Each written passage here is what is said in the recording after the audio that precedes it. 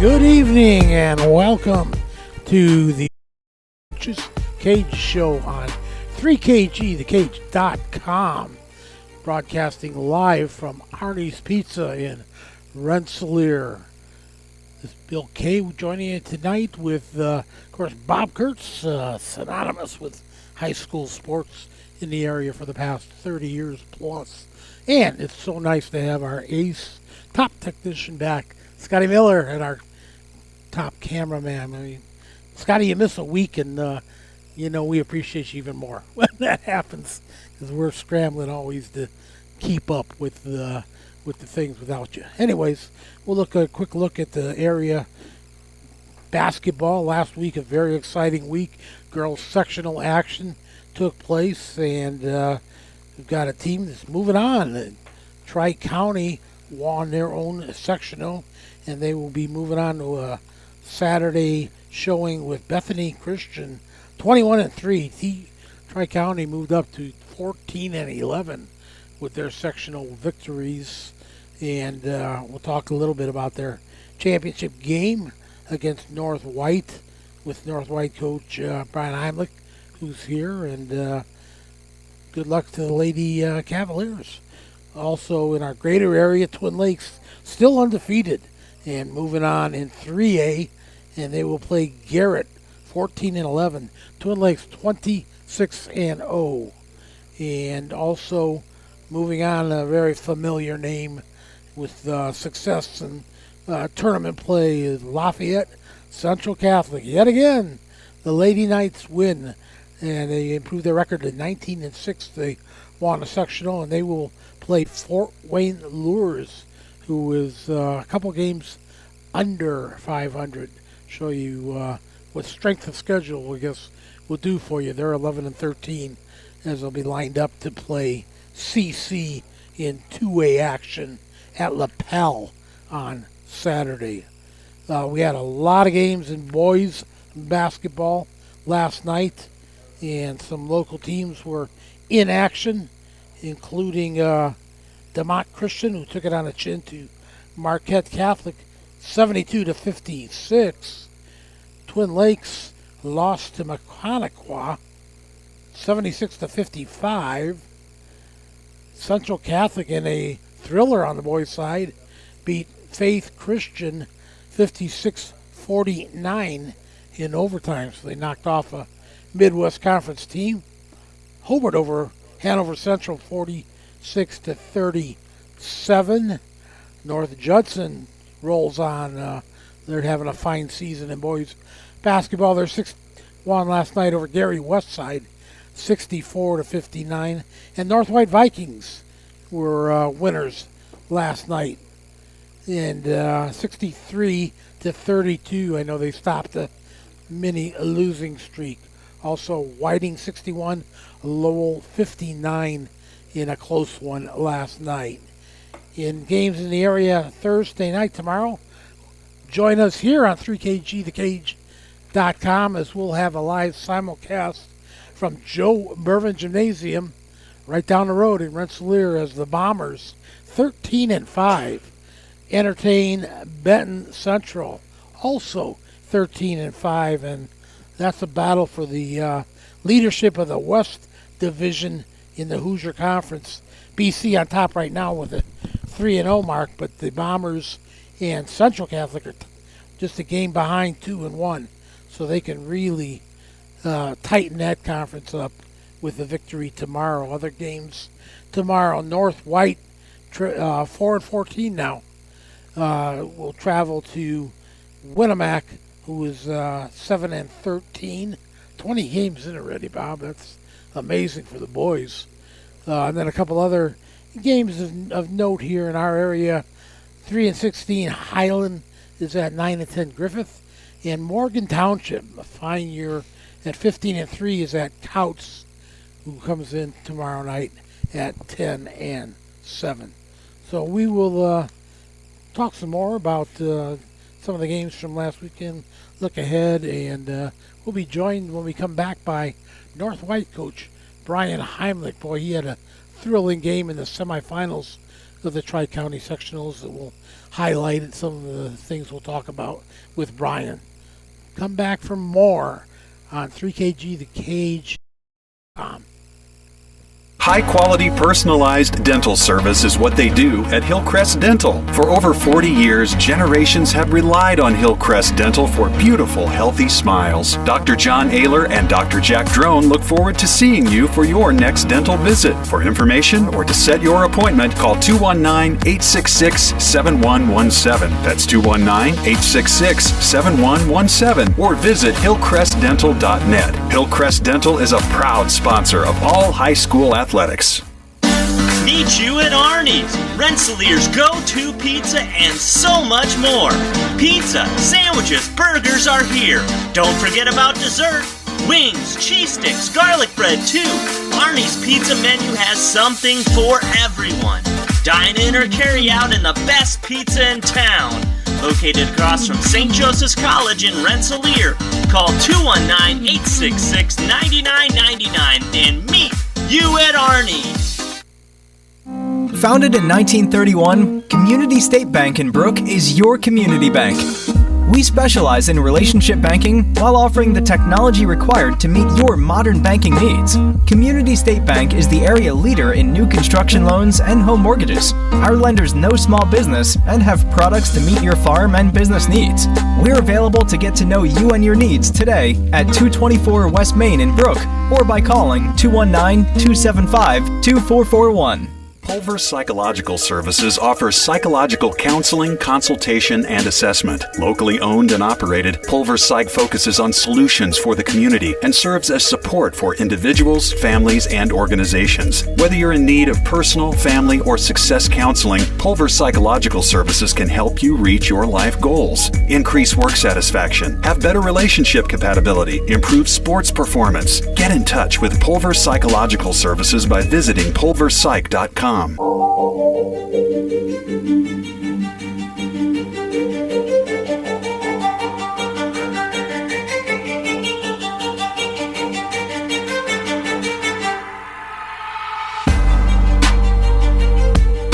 welcome back to the Coach's Cage program on 3KGthecage.com. Bob Kurtz and Bill Kay with you here, ready to close out the North White girls basketball season with head coach Brian Heimlich. And Brian, you supplied some thrills in that sectional tournament, but had to play that championship game. Right? Yeah. Take us through the sectional. Yeah, I mean, the first night, I think we talked about last week, we beat West Central, and then we had to face the Caston team coming in was playing very well on the season, 20-2, I think, ranked third in the state in 1A, and we knew it was going to be a battle. We played them the second game of the year, and I think I mentioned last week the big thing in that game was we were going to have to rebound with them. I mean, they're physical on the boards, and then get them to miss some shots. Obviously, we wanted to play, force them to hit tough outside shots, and if they got it in the post, we were going to be right there and just be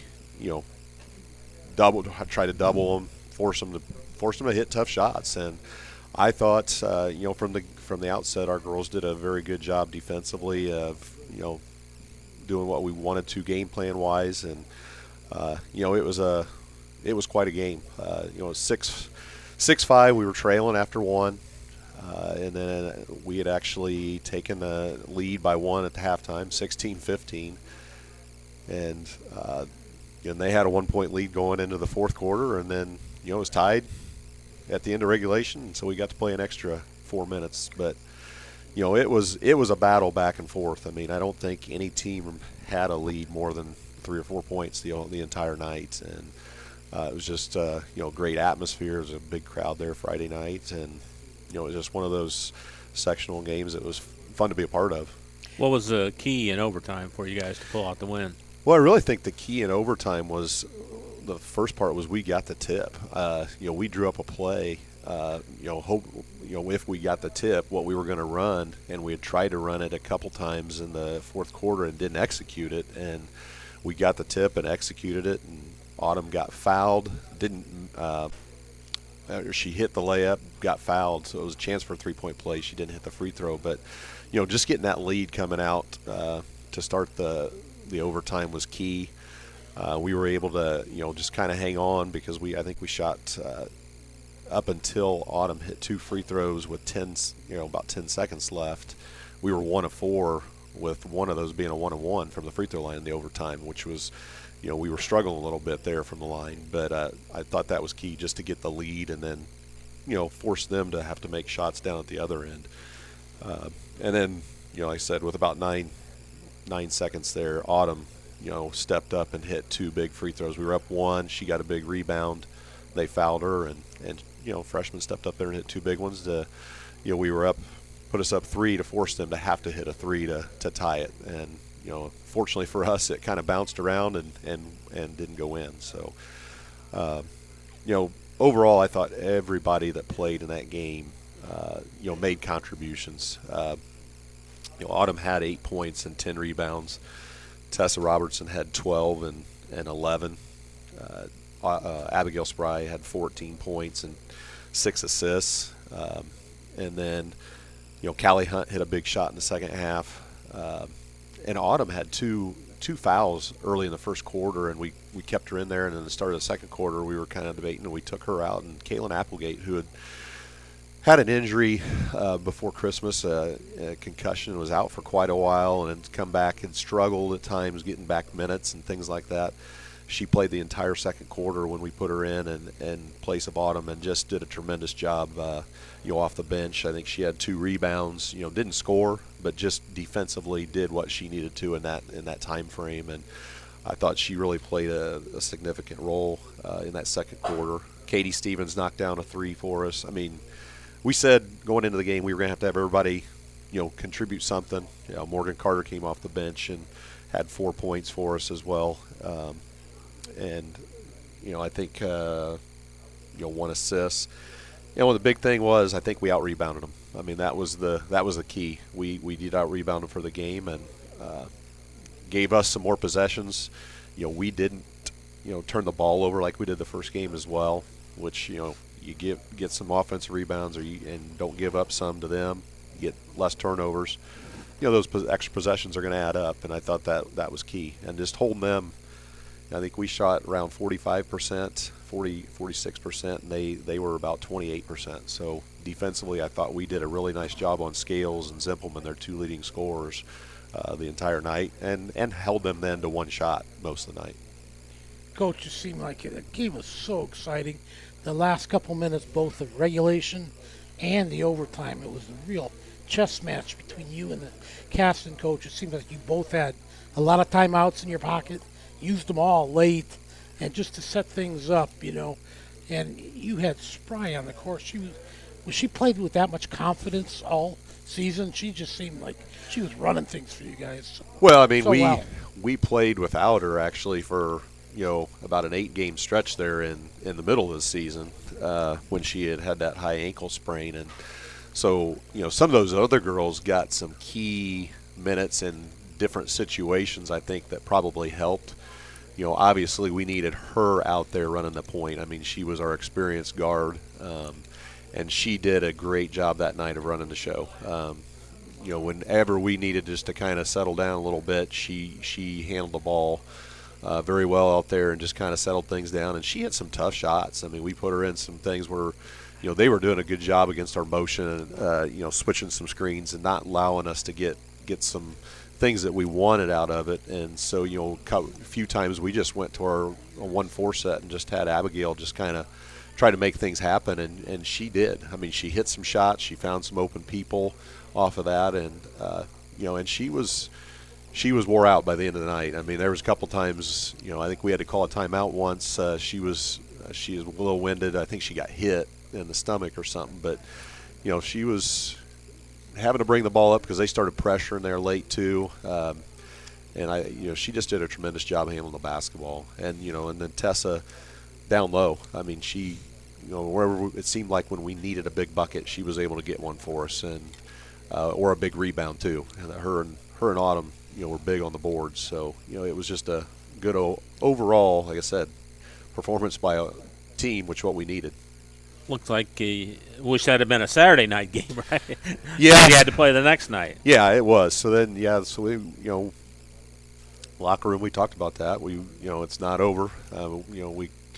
We wanted to get to 3-0 on the weekend, or on that week, and so we had to come back. We came back in Saturday morning, and, we knew we had to face Tri-County, so we talked about, what we needed to do, kind of our game plan against them, just to get the girls up and moving. Sometimes you just did a little shooting and then just walk through stuff. But you could tell some of them were, legs were a little sore and things like that. But hey, it's sectional. You got to be ready to go that night. And Tri-County coming in had played very well. I think they had won 7 of their last 9 coming into that sectional final game. We knew they had played very well. The freshman girl, Luck, we talked about in the morning that she had shot the ball very well late in the season. And, unfortunately for us, we didn't cover that very well early on. And she had a couple big threes early in that first quarter. And, I think Zarzi hit 1, 2. And really the bit difference in the first half was the 3 points, 3-pointers. I mean, they had 3 and we didn't have any. And, I think at halftime I think we were only down 4.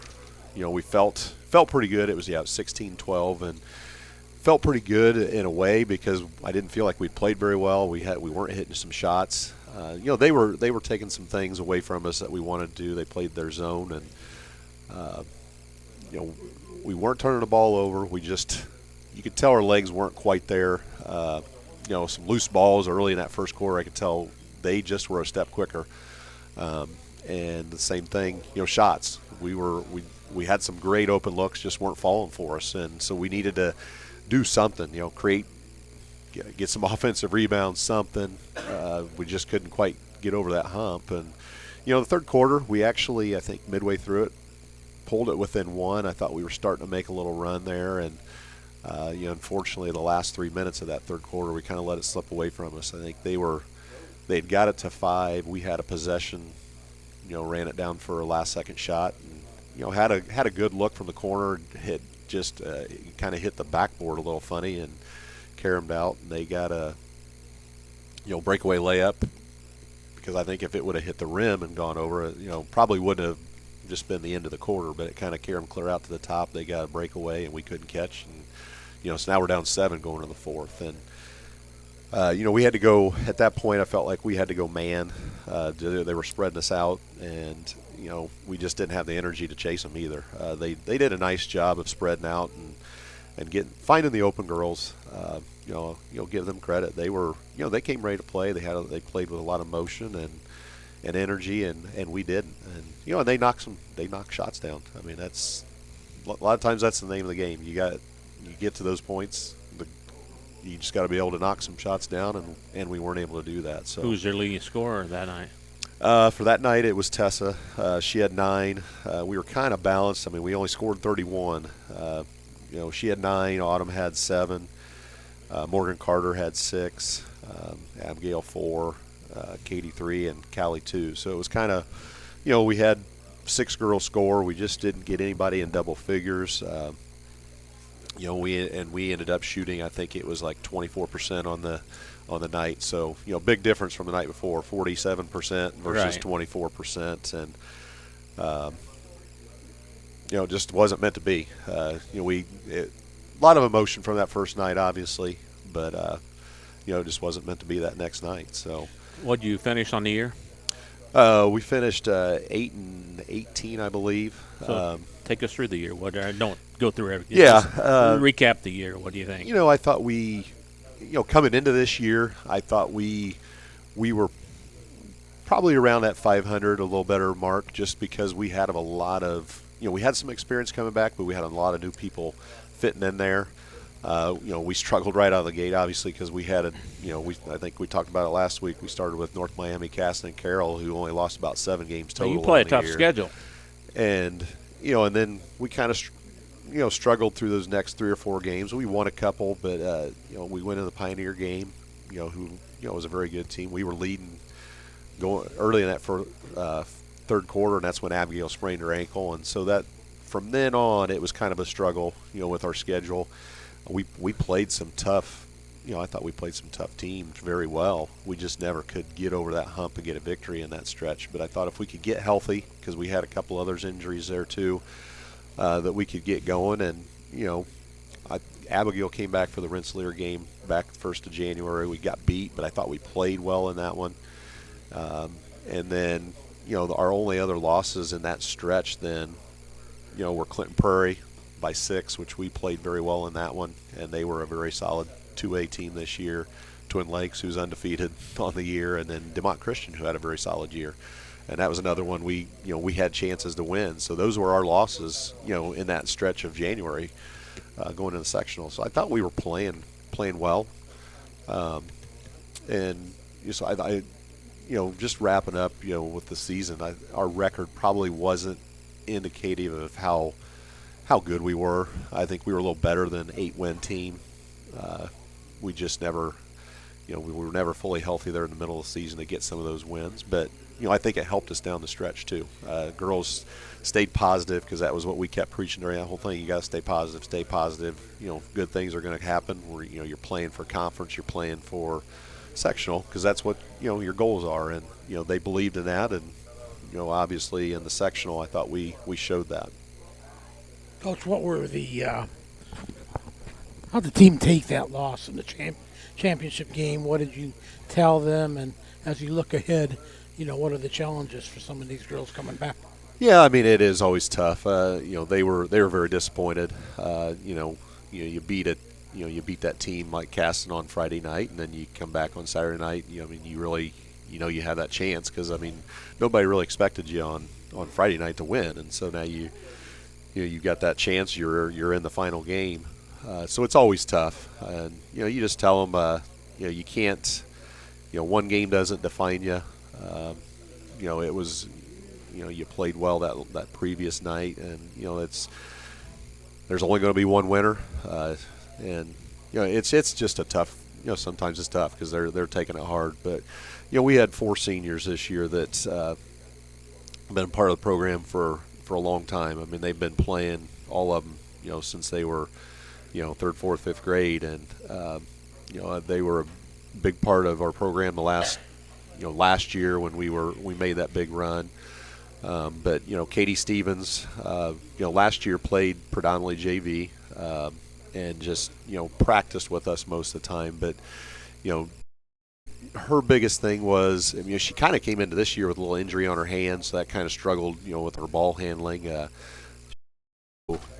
She's not the quickest kid, but she played smart, and she did some good things for us this year as far as she knew what her role was.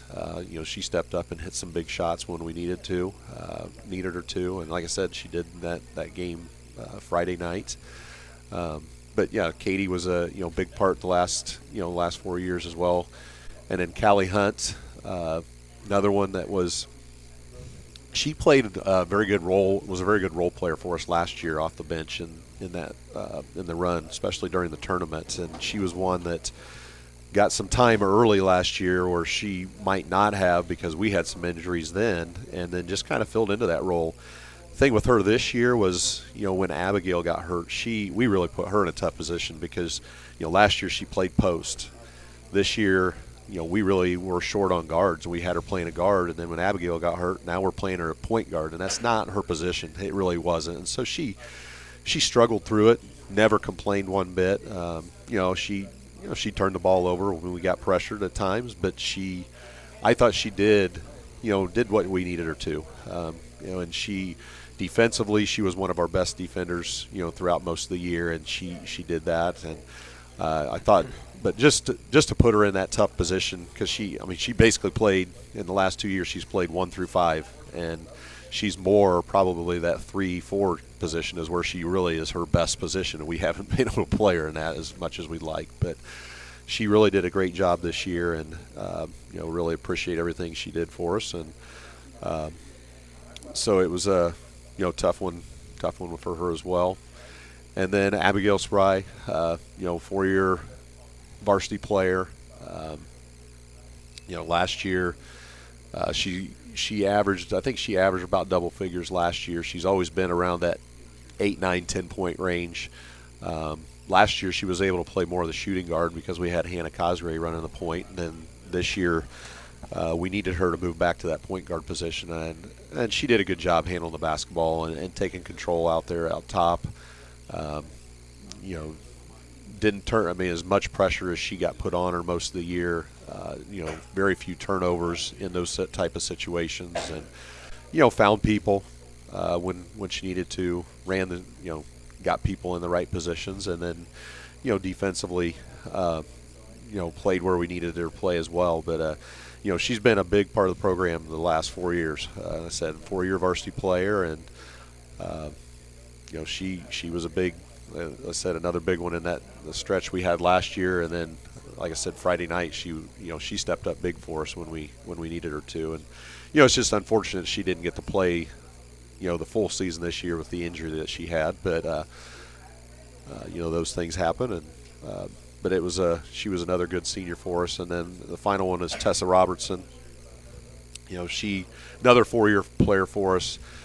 She's got some of the best footwork for a post player, that on our schedule that I see. Her post footwork is phenomenal. She's just got really, crafty with her feet, and she's got a quick release on her shot. I mean, there's a lot of times you face coaches and they're just, how does she get that shot off at times? I mean, she doesn't really jump that much, but she has a quick release. And how tall is Tessa? She's about 5'9", 5'10", and so she's not huge. No, she isn't. She uses her body well, and then, like I said, she's just real crafty with her feet. And she was just shy of 1,000 points. Wow. I think she ended up about 30 points short, and so that's a great career. Because we had some 1,000-point scorers there a few years ago, but over the last 2 or 3 years, we've been so balanced that we've had some of these girls have had trouble getting there because we've just had a lot of girls that can score and put the ball in the basket. You got to average quite a bit over 4 years to get that 1,000 points. Don't you? And so when you're more balanced, like we have been, it makes it a little harder because we've got, I think the last couple years before this year we've had 3 or 4 girls averaging 9 or 10. So it's whereas before we had maybe 2 averaging 15 or things like that. So, but yeah, Tessa had a tremendous year this year. Offensively, defensively she was always just smart. I mean, we always just put her in the middle of our zone, or even sometimes we played man. We kind of played her in a zone in there because she just knew how to use her body just to get big, not try to block things, and get in right position. Just a smart basketball player, and she actually set I think looking the other day, I think she might have set our single season free throw percentage record, which I think she set last year, but I think she broke it. I think she ended about 81% on the year. Wow! And I think she might have also been our career free throw percentage. I think she ended up about 76% on her career from the free throw line, and she gets the line a lot too. So it's just a tremendous shooter and rebounder, and so those 4 seniors we're going to miss next year. So they played a lot of minutes for us this year and did a lot of positive things. Great kids in the classroom as well. All of them are in National Honor Society and just good students in the classroom. So, you miss that. You're going to miss that leadership, and so we'll just have to have some other people step up. But give those 4 seniors were a big part of the program. Talking with North White girls coach Brian Heimlich. Brian, how about the future of North White basketball? Yeah, so I mean, our JV, had a decent year this year. The problem with us right now is we didn't have any juniors. Our junior class has always been one since they were, I can go clear back to 3rd grade where we may had one girl, and it's just been one girl in that class, kind of all the way through, and sometimes it's been a different girl even as they got into middle school. And then this year we just didn't have any. And so now, at a 1A school, that really hurts when you have a class that you don't get anybody. And so we're not going to have a senior next year. And so now you're relying on, our incoming freshmen and then sophomores and juniors. And so we're hoping to get, those freshmen out, and we just want our numbers to be up there where we can still play a JV schedule. But we've got some kids coming back that, we got, 3 girls that played varsity this year. Morgan Carter, sophomore, I thought did a very good job off the bench this year. She just needs to get a little stronger and a little more confidence in her. Kaylin Applegate, who I mentioned earlier, very athletic girl. Again, I think she's just one that just needs to get some more confidence basketball-wise. Sometimes she gets down, she makes a mistake, those types of things, and I think she'll get there. And then Sable George played the point guard for the JV most of the year. She's a very quick, athletic girl. And Abigail Tribbett's another one as a sophomore, athletic. And then our Maddie Westerhouse is another sophomore. So we got a number of sophomores that we need to step up and fill that role, leadership role. I mean, those are things that, I said we don't have a senior that's going to be there next year, so now it's going to be, juniors and maybe even the sophomores stepping into that role. So, Autumn Reif, I said, she became a huge force for us, as the season wore on this year. She's a very athletic girl, and I think she's going to be, one of those girls I think that can step up and be a leader.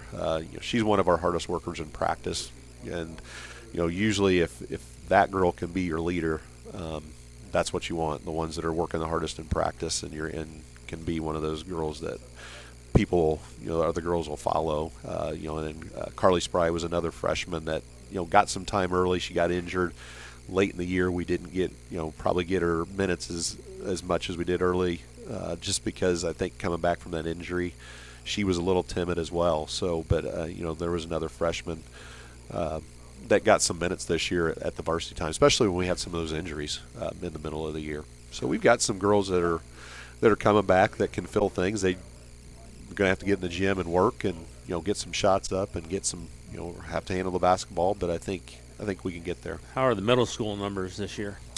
The 8th grade's a little low. Our 7th grade, they're a little. We've got a couple injuries in that group right now, but we're at about 7. Which at our size, if we can get 7 in a class, I think we're okay, because we can get if we get some of those then to come out, at least 4 or 5 of those to come out at the high school level, then we'll be fine. The 8th grade level is the one where we're a little low, so we're kind of moving some 7th graders up playing in that 8th grade games, and then we've got some 6th graders that are playing with the 7th graders, so we can play both both levels. But I think we got some girls that can definitely play. We're just trying to get those numbers up if we can. Coach, we certainly know that with your leadership, that gives those girls at North White every opportunity. I've looked at your record here, 158 and 72 in 9 years. Just tremendous what you've done over there since coming over coaching the boys at West Central. Your tournament record is just incredible. In 8 of the 9 years you've been at North White, you've been in that championship game in your Class A sectional. That's just unbelievable, the domination. You've won 5 sectional championships, and you won a regional. So you've done quite a bit in your short time. Are you enjoying coaching girls as much as boys? Yeah, I have. I really have. And part of that, I mean, we've had some very hardworking girls. I've had some very good assistants too. I mean, Teresa McIntyre and Tracy Rumler were my 2 assistants, for a number of years there, and I really enjoyed coaching with them. And then Taylor Burns, came in last year. She played at Twin Lakes, with my daughter, and then she came and started helping last year, and she's done a tremendous job. And then we had Kayla Bennington, who was another Twin Lakes grad, played with her, came in and helped with our JV this year, and I think they've been great role models for the girls coming up, and the girls have really respected them and listened to them, and that's part of it. Is you can get good, obviously good talent and girls that want to work hard, but then you can get good assistants that help you out. That helps out, and we've had a lot of at the younger levels, a lot of parents that have helped out along the way as well, going back over the years that have gotten, that helps those at those younger levels when those kids are playing at that level, as they get older, then now they're playing. And so, there's a lot of people that go into that helping out. It's assistants and parents and, your assistants at your younger levels. Right now I've got Sharon Miller and Ashley Allen coaching the 7th and 8th grade, and I had Tracy Rumler, who was one of my assistants. She coached the 6th grade this year. So you get that kind of continuity, and people that kind of have the same goals that you do. That really helps a lot. So I really appreciate all the help that we've had over the years too, because that's obviously contributed to that success. Brian, before we let you go, we always like to, the last time we talked with each other, give you some thank yous for helping the Northwide program throughout the year here. Yeah, I know you turn it over to you. Yeah, well, I just kind of mentioned all my assistants. I mean, that was the big thing. And, I really appreciate our community, our support. We get good travel support wherever we go. I mean, our fans travel very well. We had a tremendous following, at the sectional this last week. They show up and cheer, and we really appreciate that, and the cheerleaders. And then our band, Leander Hoover does a tremendous job with our band, and they when they travel, over to the sectional, people hear them and they get the crowd growing, and I really appreciate everything that they do and put into it. And then our administration is very supportive too, so I appreciate everything they do. Or Josh Robertson has done my book the last 4 years. I don't think I can get him to come back and do it again since Tessa's graduating, but he does it's always nice to know that you have somebody that's doing that. Even we have announcer at home games, Tim Brown, that's always there doing that as well. So there's a lot of people that help out the program, and we appreciate it. And our managers, I didn't mention them earlier. We got we had 3 managers, Riley Rentschler and Braylee Ricks and Gracie Stenson, that do a great job as well. So there's a lot of things. I'm sure I'm forgetting somebody here, but programs they don't succeed unless you have good people working, and we have a lot of them that help us out. So, well, Brian, we sure appreciate coming over each week and talking Lady Viking basketball. We love doing your games when we're allowed to on the live stream on 3KG. Hopefully we can get into North White and maybe do some games from there next year. We always try, so we appreciate you, and have a good off season, okay? Thank you. Appreciate you guys covering us like this. Thanks, Coach. All right. Thanks. Brian Heimlich from the North White Lady Vikings. Back with more of the Coach's Cage on 3KGthecage.com right after this. Hi, this is Chuck Clark with the Underwood Insurance Agency, formerly Preferred Insurance Group. Are you tired of being sacked every month with your auto insurance bill? Do you feel you just pay your premium to your agent and never hear from them? We at the Underwood Insurance Agency work with over 10 insurance carriers to get you our best rate and coverage we can, and we pride ourselves on serving our customers like they are our family.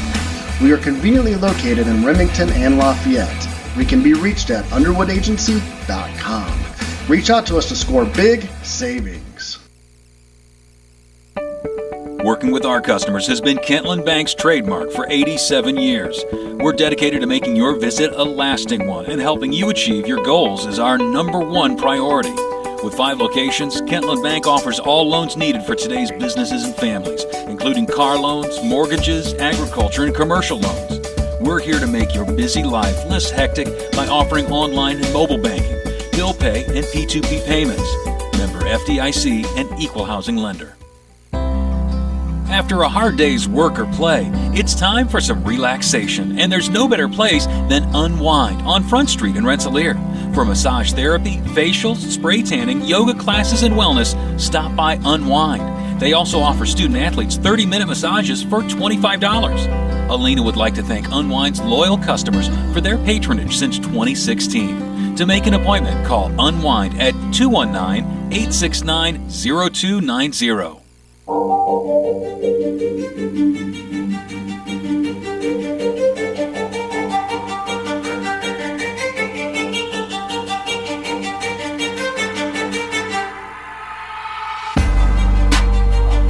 Bob Kurtz along with Bill Kay, Scotty Miller here at Arnie's in Rensselaer, right across from St. Joseph's College. Can't miss us. We're here every Wednesday night starting at 6 o'clock Central. Our last show for the girls' coaches. Boys' season has a few more weeks to go before their sectionals at the end of the month and the start of next month. They're ready to wrap up their season. Kankakee Valley coach Brandon Bradley. And Brandon, good to see you again. Tell us about the sectional game. We went in and one of the things we talked about leading up to it was the draw itself. One of our concerns as coaches was looking at who was on the other side more than we were looking at who was on our side. And, we faced an opponent in Hobart who, we beat by 1 point on our floor earlier in the season. They had the state's leading scorer this year, and, we knew it was going to be a challenge, a real challenge. In addition to that, the game you guys were at the week before at Rensselaer, Lily Toppin got hurt, missed a lot of that game. I was amazed she came back. Yeah, she didn't really practice leading up to the sectional game. The Monday before she did a little bit, but she was doing more light running and stuff, trying to see how she could perform on her ankle. So not near 100%. No, just didn't have. She even admitted it, like she would admit it herself. I just didn't feel like myself. She just didn't have that burst, that explosion. And on top of it, our point guard, Kate Thomas, was banged up. She had some issues with her hand, and then she's had some dislocated shoulder issues since pole vaulting last year. And it started to flare up again. And not an excuse, obviously, but, those two are because of how much they handle the ball, are such calming presences. And if you noticed in the Rensselaer game, we had gone from up 9 to down 2 at the start of the fourth when we reinserted Lily, and there was just a calm that came over the group. Right. She was our inbounder against pressure. She handled the ball some in that situation, and that more so than her scoring in that specific game helped raise us to that win. Well, she doesn't have that comfort level, and it's obvious, and Kate's not, feeling 100% either, and we can't hide that from the rest of the team, and so now other people have to step up, try to step up, but we were just bitten by 28 turnovers. We allowed 15 offensive rebounds, which you can't do. I mean, you can't give teams second chances, and that was just, really, really uncharacteristic of how we played all year. And so we put ourselves behind the 8 ball there, and just got into a double-digit hole late in the game.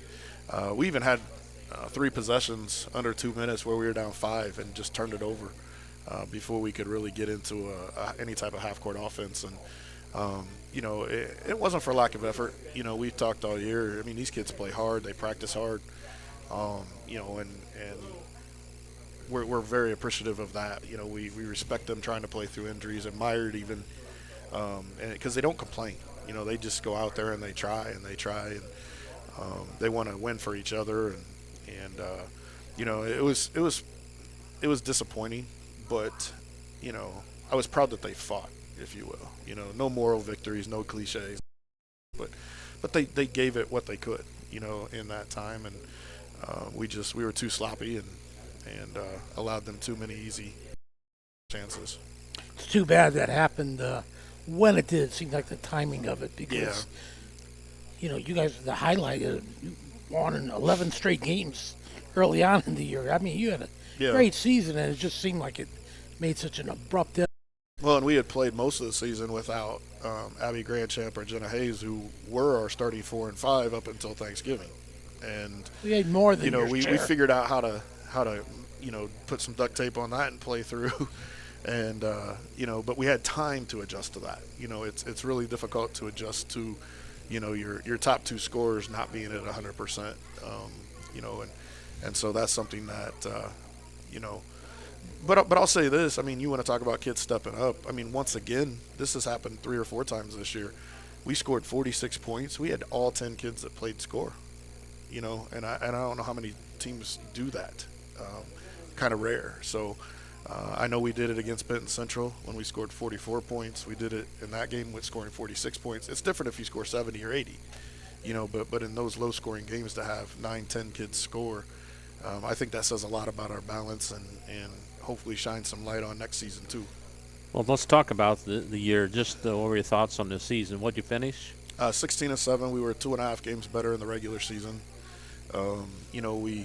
we were game better in our conference as well, and played at Andrean with a chance to win the conference.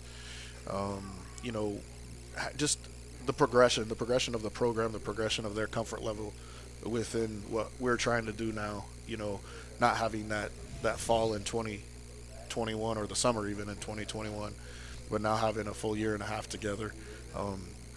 Just that overall comfort, me to them to me, there was a lot more closeness this year. Just the camaraderie.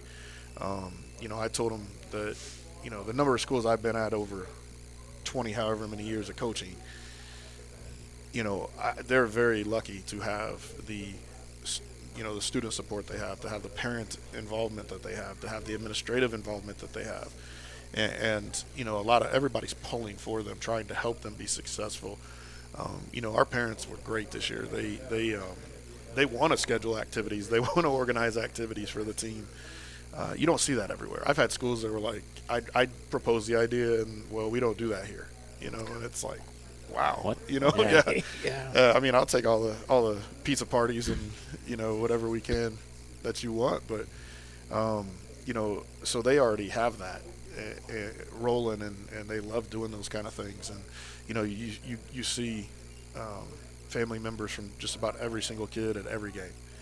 You see an administrator at every game, home or road, and it's nice to have that kind of support. We had good student support. You saw our student section at Rensselaer. I felt was probably close to twice the size of Rensselaer's, and it was even bigger at the sectional game, and at home, you should see that. Senior night was phenomenal. We had, I can't remember if you guys were at that game or not against Munster. No, we were not. But that place was packed, and we had a full band and everything, and and so a lot of fun with those kind of. It feels like a college atmosphere to some degree, especially at home games. Talk about your seniors then. Obviously going to miss them, and again, 4. Yep, 4 of them. I hate the cliches, but they truly are, phenomenal young women, and it goes well beyond basketball. I was going through nominations for awards and stuff today through all the state associations, and I think of the 4, the lowest GPA we have out of the 4 is like a 3.89. Wow. Yeah, and high test scores. They're all going to college. Lainey Capillary, she's going to go to Purdue. She played a little bit of varsity when she was younger, but really stepped into major roles the last couple of years. And she is just a tremendous person, and she's very independent thinker without being demonstrative about it. She just a kind kid. She always shows up ready to work, good attitude.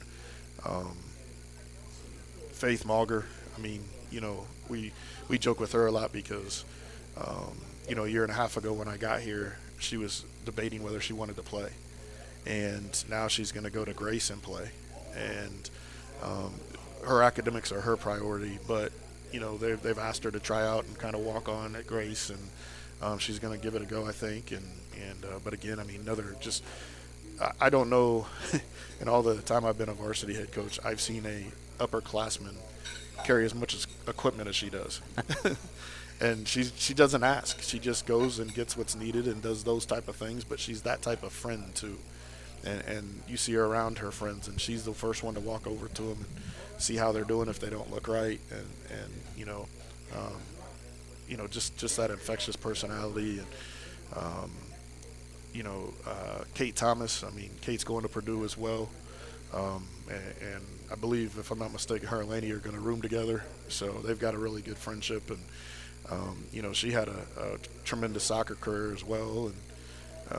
And she'll be in track this spring as well, running sprints. And she's that feisty piece that you need just to get after it, especially defensively late in games. And her energy, her emotion was something that I feel like we fed off of, especially late in the year. And that's something that's going to be real tough for us to replace next season. She's such a great athlete. Yeah. She'd be getting downhill. She'd blow by 2-3 defenders and make yourself open for a layup. Yeah, absolutely. She can create offense, and that's something that, there aren't many girls that can do that. And then Lily Toppin, I mean, what can you say? She's the third in a trio of sisters that have had, have really helped this program. I bet you'd like to have 3 more coming up with you. Like we were joking off the air, we just got to wait for them to have daughters, and she passed 1,000 points this year. What impressed me the most with her was her willingness to change her game over the last year. And if you go through her stats from last year to this year, her scoring went up, but she didn't take more 3-pointers. She shot about the same, actually, and about the same number of attempts per game. She shot a lot more free throws, and she got to the basket a lot more and made a lot more layups and short shots. And she really focused on the weight room, getting stronger, and just being a more complete scorer offensively. And that, in turn, the strength gave her poise and gave her confidence with the ball, and she told me at the end of last year that it was the most she'd ever handled the ball. Well, she handled it more this year than I think she did last year even. And her just to be steady now, looking up, seeing the floor, not worried about the person guarding her necessarily. I think she averaged the fewest turnovers per game that she did in her 4-year career even, with more ball handling responsibilities. So, to see that maturation and she too, she's involved in all the unified, like some of the unified stuff. Like she'll do unified track here in the spring and the champions together, those things. And a lot of those girls are involved in that, honestly. And, it's awesome to see that out of them and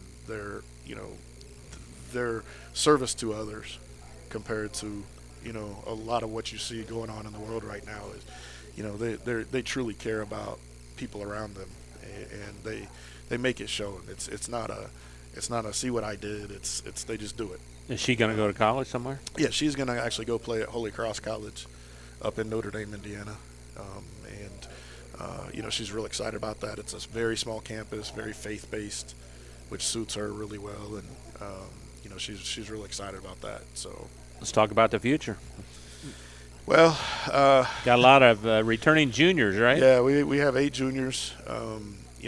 We're excited about that. We still have a lot of size. You keep Ava Days coming back. She'll be a junior at 6'3", and then Jenna Hayes, who missed most of the year, hurt at 6'2". And those are 2 big, strong girls that are just tough for anybody on her schedule right now to match up with. And we will, continue to work on feeding the post better and making sure they're heavily involved. But I mean, you've got girls that have multiple years of experience as well. Julia Starr has given us a lot of time. Olivia Plummer as well. Maddie Murray and Brooke Swart really started to see.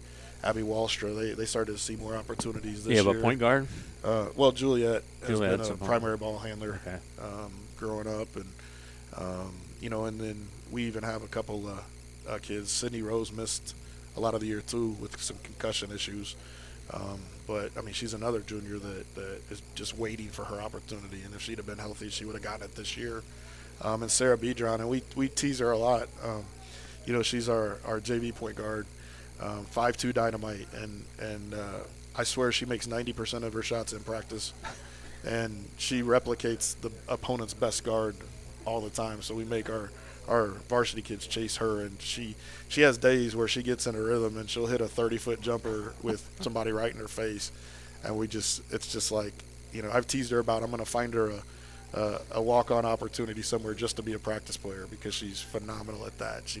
Her work ethic and heart. From there, our sophomore and freshmen are still learning. They're getting better. You look into our middle school, and in 2.5 seasons so far, 8th graders are still undefeated. That's pretty good. Yeah, in a season and a half, I think our 7th grade's only lost once. So we're excited about those groups just developing. And, it's different. You get to the high school level. The speed, the size is a lot different. So we'll see how they adapt.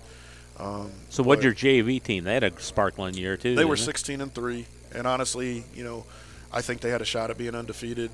But once you stole some players, didn't well, yeah, we bump kids up, and then they have to bump kids up from the C team, and they played a really tough Chesterton team, and then Crown Point and Lake Central, all in a row. Those are the 3 losses. And Huh? yeah, those are the 3 losses. So, if we'd have had our full JV team, I'd be curious to see if they could have gotten through there unscathed, and because we did beat Crown Point earlier in the year.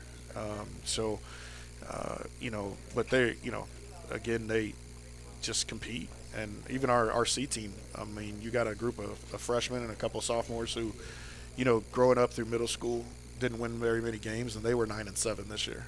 And, that's pretty cool to see them start having that kind of success. So we just want to keep that rolling and keep making sure the wins are more than the losses. And that's right.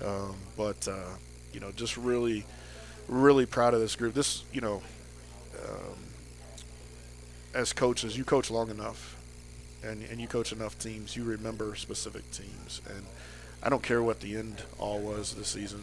This is one of those teams that 10 years from now, 20 years from now, I'm going to remember this team name by name, every single kid. And because it was a fun environment to be in. Sure. You go to practice and there's no one you're dreading seeing because they're going to be in a bad mood or something. You're excited to see them all and want to hear their little anecdotes from the day, just a very, very unique group.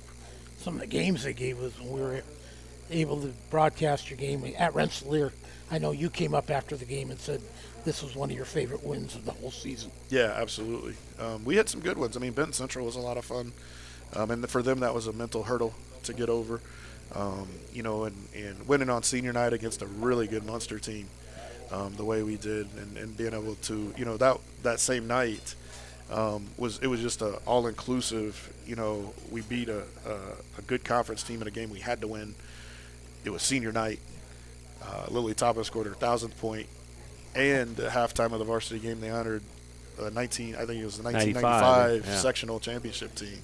What a night, huh? Yeah, I mean, after the game, even we have a little deal that we do with our seniors where they read things that they've written to their teammates, and they read it to the group of parents and players.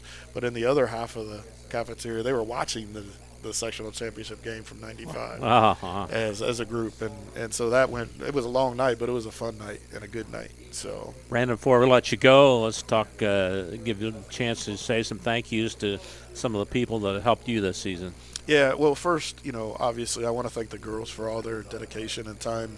I mean, we don't make it easy. We spend time in the film room and weight room and off-season and practices and all that. And, just love their work ethic. And they're hungry. They're already ready to go for, get ready for the spring stuff. And, we, for the first time in a while, I believe, we had 4 managers this year, all of them freshmen.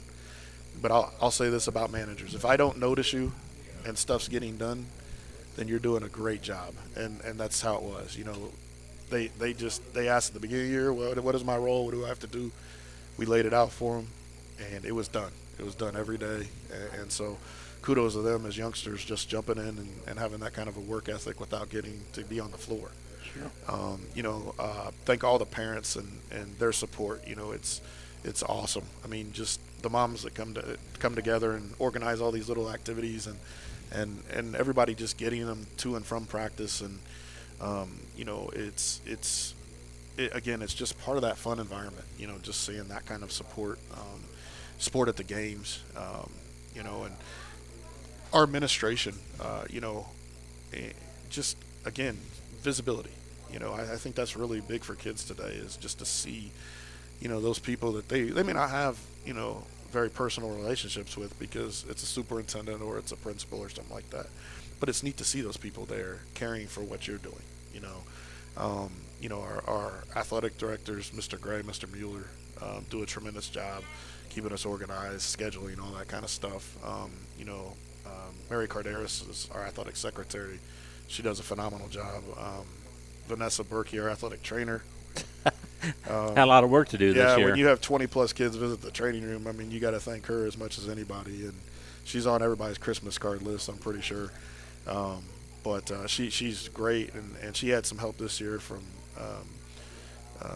a fill-in while she was on maternity leave, and Sandy helped us really the first half of the season. So I believe she's at North White now helping out.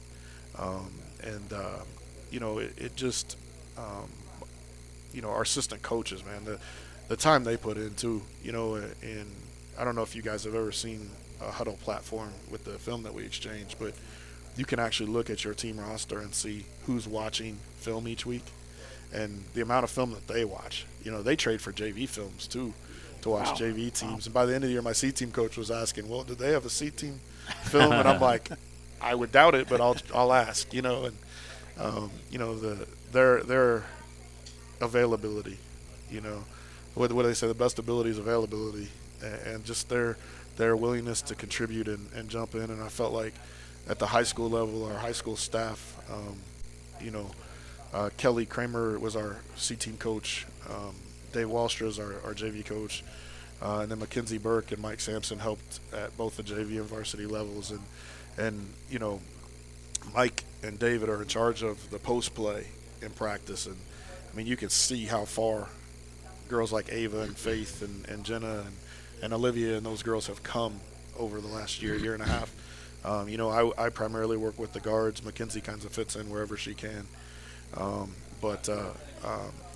Their commitment to it and just our ability to work together really well. I feel like it helps the girls. It just trickles down and makes it easier for them. So, I'm sure I missed somebody somewhere along the line, and I apologize if I did. But there's so many people to be thankful for. So. Well, Brandon, we appreciate you coming as often as you did here to the Coaches Show, and enjoy doing KV girls basketball. It's always a blast. Have a good off season. We'll see you next year. Okay? Yeah, thankful for you guys too. Anything we can do to promote, especially girls basketball, but basketball in general. I think it's something that we need more of. And it was exciting for me, just kind of on a different topic. But Friday night, I'm at a girls sectional game in Indianapolis. And it's probably about a 4,500 seat gym, and there's about 6,000 people there. And I've been at packed boys sectionals, and to see that on the girls side is awesome. Sure. We get great crowds. People come to our gym and see our crowd, and they're like, well, why can't we get that at our gym? Right. We need that more everywhere. I think it's becoming a much bigger game, a much more exciting game, and I think people are missing out if they're not out watching some girls basketball. Brandon, have a good offseason, okay? Thank you. You too. Thanks, Coach. Coach. Take care. Brandon Bradley from the Kankakee Valley Lady Cougars, back with more for the Coach's Cage Show on 3kgthecage.com right after this. In agriculture, preparation is important. Dedication is you deciding what to plant and then asking what it will take for a good crop. How much work will it take to produce the final crop? In sports, preparation is vital in becoming the best you can be. Dedication is a well of achievements for a winning desire. Corbett Farms encourages everyone to do their best by having a winning spirit, attitude, and achievement. Your positivity will make a difference. Corbett Farms is proud to sponsor high school sports. Founded in 1931, Community State Bank in Brook is your community bank. We specialize in relationship banking while offering the technology required to meet your modern banking needs. Community State Bank is the area leader in new construction loans and home mortgages. Our lenders know small business and have products to meet your farm and business needs. We're available to get to know you and your needs today at 224 West Main in Brook or by calling 219-275-2441. Meet you at Arnie's, Rensselaer's go-to pizza and so much more. Pizza, sandwiches, burgers are here. Don't forget about dessert. Wings, cheese sticks, garlic bread too. Arnie's pizza menu has something for everyone. Dine in or carry out in the best pizza in town. Located across from St. Joseph's College in Rensselaer. Call 219-866-9999 and meet you at Arnie's. Reinforcements Designs is a full-service graphic design, screen printing, and sign shop. They offer logo designs, screen printing, banners, signs, vehicle lettering and graphics, airbrushing, vinyl letterings, digital printed graphics, freehand engraving, and more. 37 years of design and graphics, Ream Bontrager will help you come up with a customized project of your ideal or plan. Just ask. Give Reinforcements Design a call at 219-866-8626 for your next graphic design project.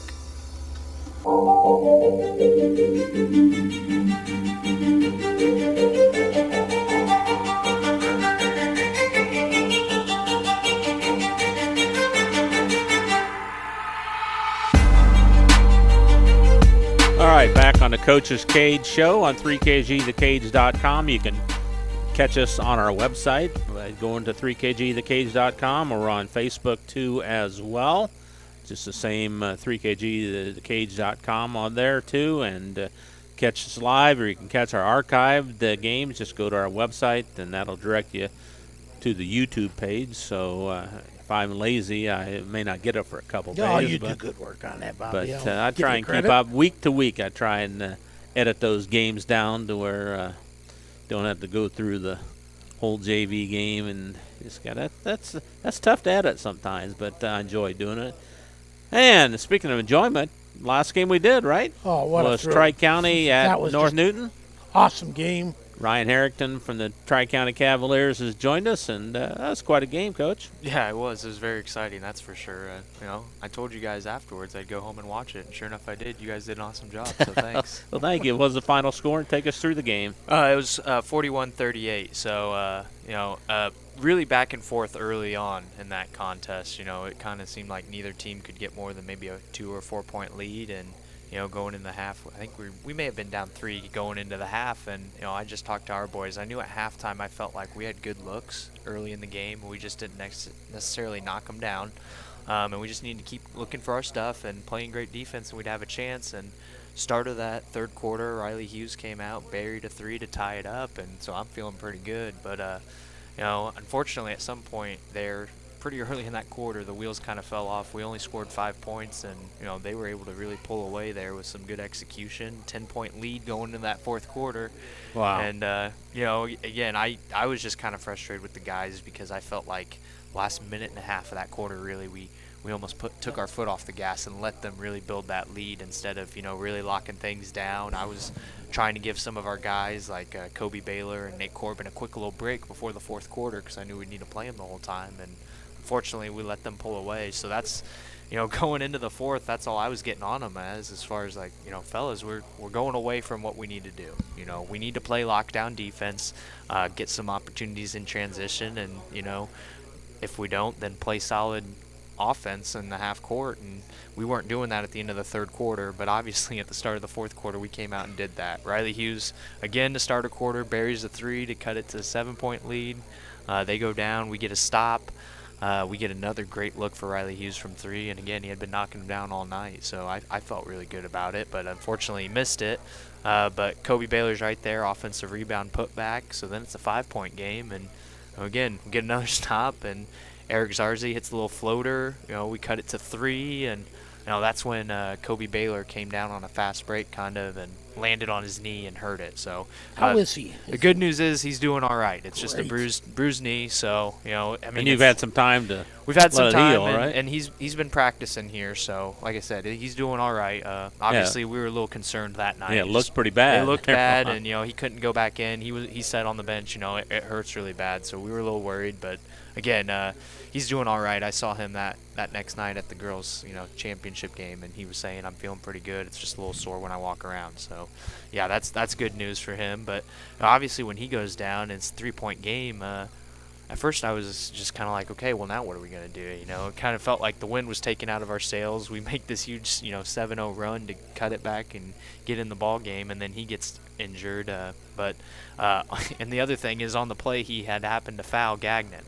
So, coming back once we got resumed play, Gagnon's shooting free throws, and he was able to hit 1 of 2, making a 4-point lead, and they were able to stop us. But, again, we've been talking defense. Connor Ross had to then, he pulled the matchup with Gagnon with Baylor going down, and he did a great job of anticipating a pass when they're trying to feed Gagnon the ball late. Gets the steal, fast break layup, and one, and again, just a huge momentum shift for us. What a shot that was. I It still was. couldn't believe he made that. Yeah, I couldn't on either, the run honestly. as fast as he was going. Yeah, and from getting the left smacked on side. the arm, and yeah, it was good stuff. So really, really exciting stuff there at the end of the game. And yeah, again, talk about Connor Ross just making plays. That's what that kid does. He seems to always be in the right spot. And when it comes down to a reaction play and just, who wants it most, more times than not, it happens to be Connor Ross. I've told some of these coaches before, there's been times when in practice we do drills and, we don't do all out of bounds necessarily. We're playing it, boys. Who wants it the most? And, I've had to blow a drill dead before and say, Connor, do not dive for loose balls next to the wall. So that's the type of kid he is. He wants it that bad, and it really shows itself in tight games like that, especially on the defensive end. He's so instinctful when he plays sometimes. He doesn't have to think about it. Yeah, exactly. And he's a good baseball player too. And I'm the track coach. I haven't seen him play a lot of baseball games, but from what I've been told, he's the same way on the baseball field. When he just has to make a quick read, quick react, he's an incredible athlete. So I think that just kind of comes naturally to him. Who played well for you that night? So, yeah, and we mentioned Connor Ross made some big plays, especially in that fourth quarter for us. The other big guy you guys named the player of the game was Nate Corbin. He had 8 points and 17 rebounds. You were right on that. He had 17. So, I mean, that was right there. That was impressive, that's for sure. Again, and they were huge rebounds because we were limiting North Newton. They had a couple of shots there, especially in that fourth quarter, right at the rim. Earlier in the season, we would have given up an offensive rebound, put back, and that just kills the entire run. That's a real backbreaker, but we were able to secure those rebounds and again go down and execute offensively. The other guys that played big for us, I can't go without mentioning Riley Hughes with 14 points, and he was 4 of 8 from 3, and all of those threes were really timely too. The first 3 he hit was our first field goal of the game. The second one he hit was when we were in a little bit of a scoring drought in that second quarter, and then I mentioned the other 2, both to start the third and the fourth quarter. So they were just really timely threes. We needed them, and they were a big momentum boost for us throughout that game. But other guys, Eric Zarzi did a great job playing defense. He didn't score a lot for us, but we've started to rely on him a lot more defensively, especially taking away the other team's main ball handlers. And then, we started Will Getz over Connor Ross just because we liked his matchup with some of their guys defensively. And again, he was really solid for us too. And again, it's just a whole team effort, especially winning on the road. Tough environment. We had already gone over there and lost by 3 previously in the season, so we knew it wasn't going to be an easy game. And I'm just really proud of the effort, and like you said, how we turned up there in the fourth quarter. Yeah, I thought the Levi Church-Zarcy matchup was a good one. Yeah, absolutely. Both good players. Yeah, for sure. And, Church did a great job there scoring for him early, but again, I felt like late in the game we were able to kind of take him away, and late in the game Eric Zarzi was the one that was scoring. So, basketball a lot of times is a game of runs, and thankfully we were able to make that run there at the end to pull it off. Does a win like that springboard you, give you confidence to play on the rest of the year here? Yeah, I hope so. I feel like overall we're definitely playing our best basketball at the right time of year when you want to. We definitely need to with some of these opponents coming up. We're going to have some tough matchups for us, but you're climbing back to the 500 mark. We are. We're getting there. We're slowly clawing our way back to it. So we got an opportunity. 8-10 now? 8-10. So we're right there. With how many games left? We have 4 regular season games remaining. So. And the next one? At Benton Central on Friday night. So you're going to get a preview tomorrow night at Rensselaer, aren't you? Yes, we will. So we'll be up here watching them here at Rensselaer. Hopefully, Rensselaer can take them to double overtime. It's just stretch it out, make it last nice and long. But when you go to a game to scout, what do you do? Do you sit there, take notes, just mental notes, or you write things down, or take us through when you go scout? For me personally, I really like to track the team's shot chart and get a feel for where guys like to get looks on the floor. But yeah, you're also taking notes on them.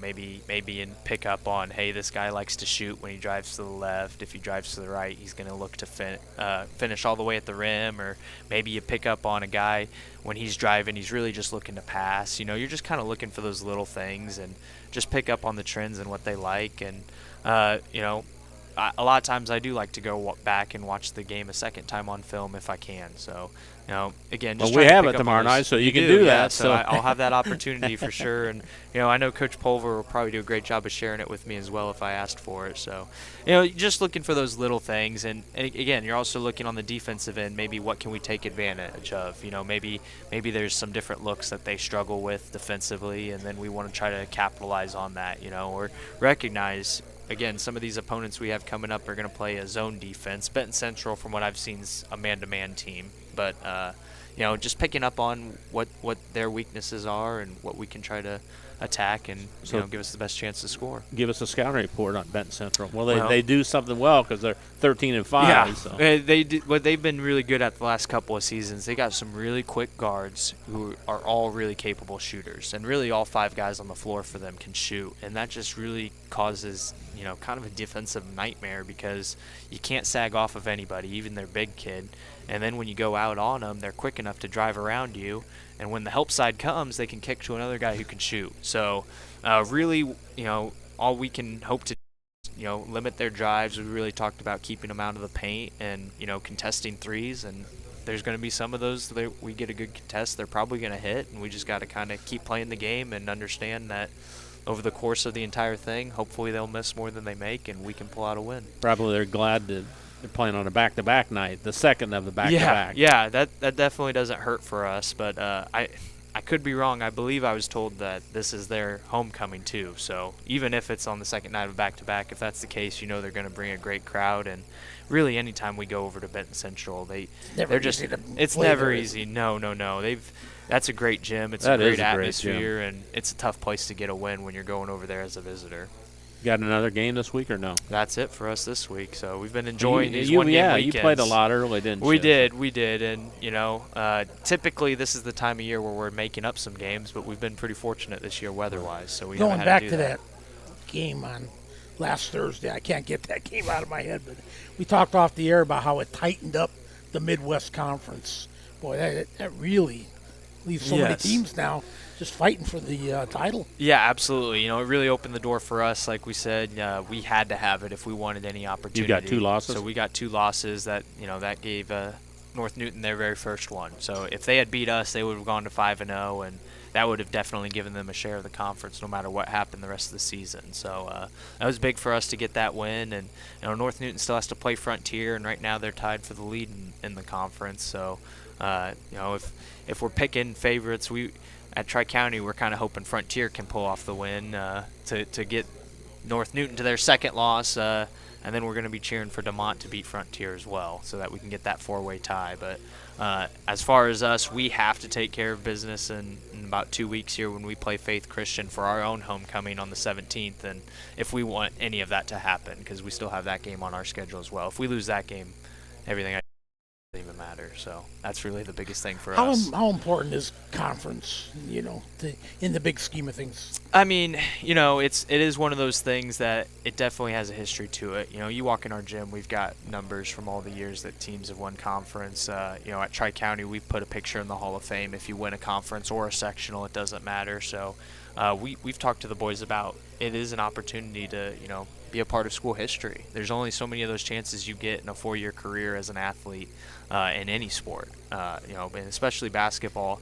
Historically, we've had some really good teams, and there've been some really good teams that have come through Tri-County that weren't ever able to win a conference. So if it's a conference, if it's a sectional, either way, that's a huge accomplishment. And again, just something that those boys can be proud of. And that's what I was fortunate. I played or I ran track for Coach Kokert for 4 years, and he always just emphasized it with the track program. Hey, you're leaving your mark on history. No one can take these numbers away from you every time. And it's still to this day, I walk in the gym, I look up at the banners and the numbers that I was a part of and the teammates I had and all that stuff. So that's just something we've tried to instill in these boys too, and recognizing that this is something that no one can ever take away from you. It's kind of bragging rights for life, and that's kind of what joins these communities together, and why when you go to a game like Tri-County at Frontier or Tri-County North White, the crowds are great, the fans are into it, and that's because those fans were in a similar boat. They're part of those school history too, and that just kind of is what makes Indiana basketball great.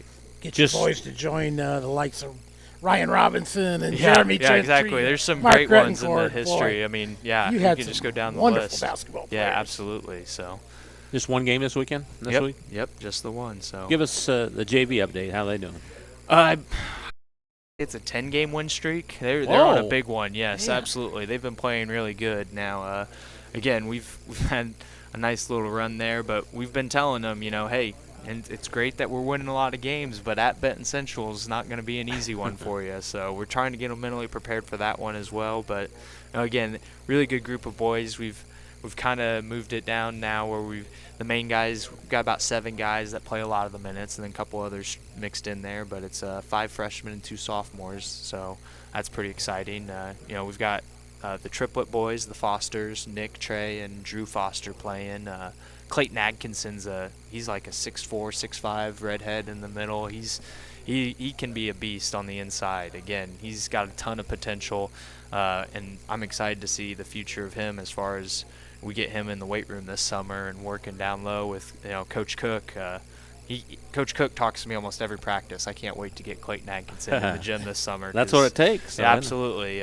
And some of those other guys, we got Tyler Burns that plays guard for us at that level, and then the 2 sophomores we've been trying to get a lot of minutes are Grayson Schneider and Noah Dallenberg. And those two, I know that they're only sophomores, but everybody really wants to be a varsity basketball player. And we've just tried to really help those two understand that.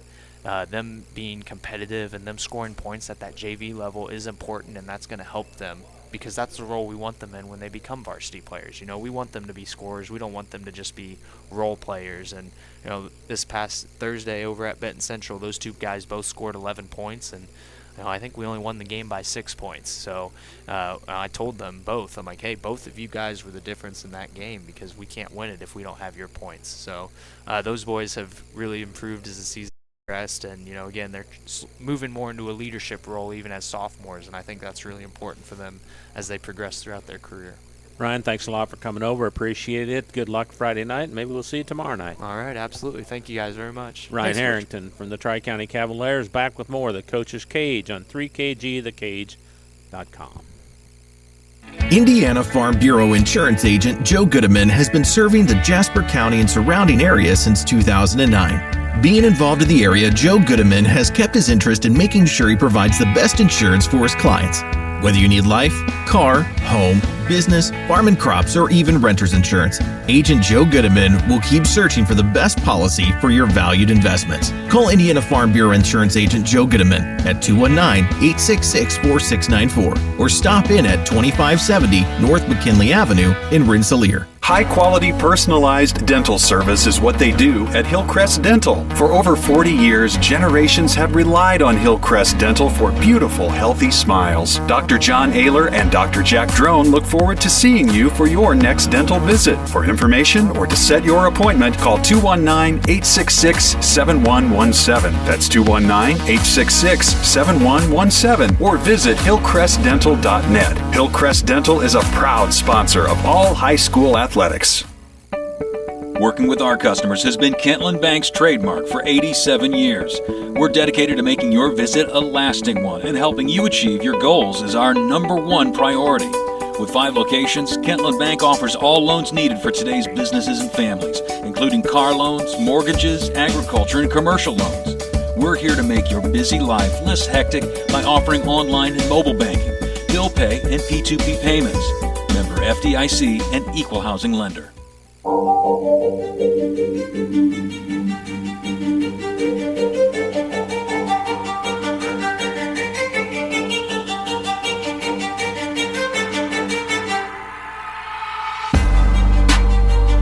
right, ready to finish up another girls basketball season.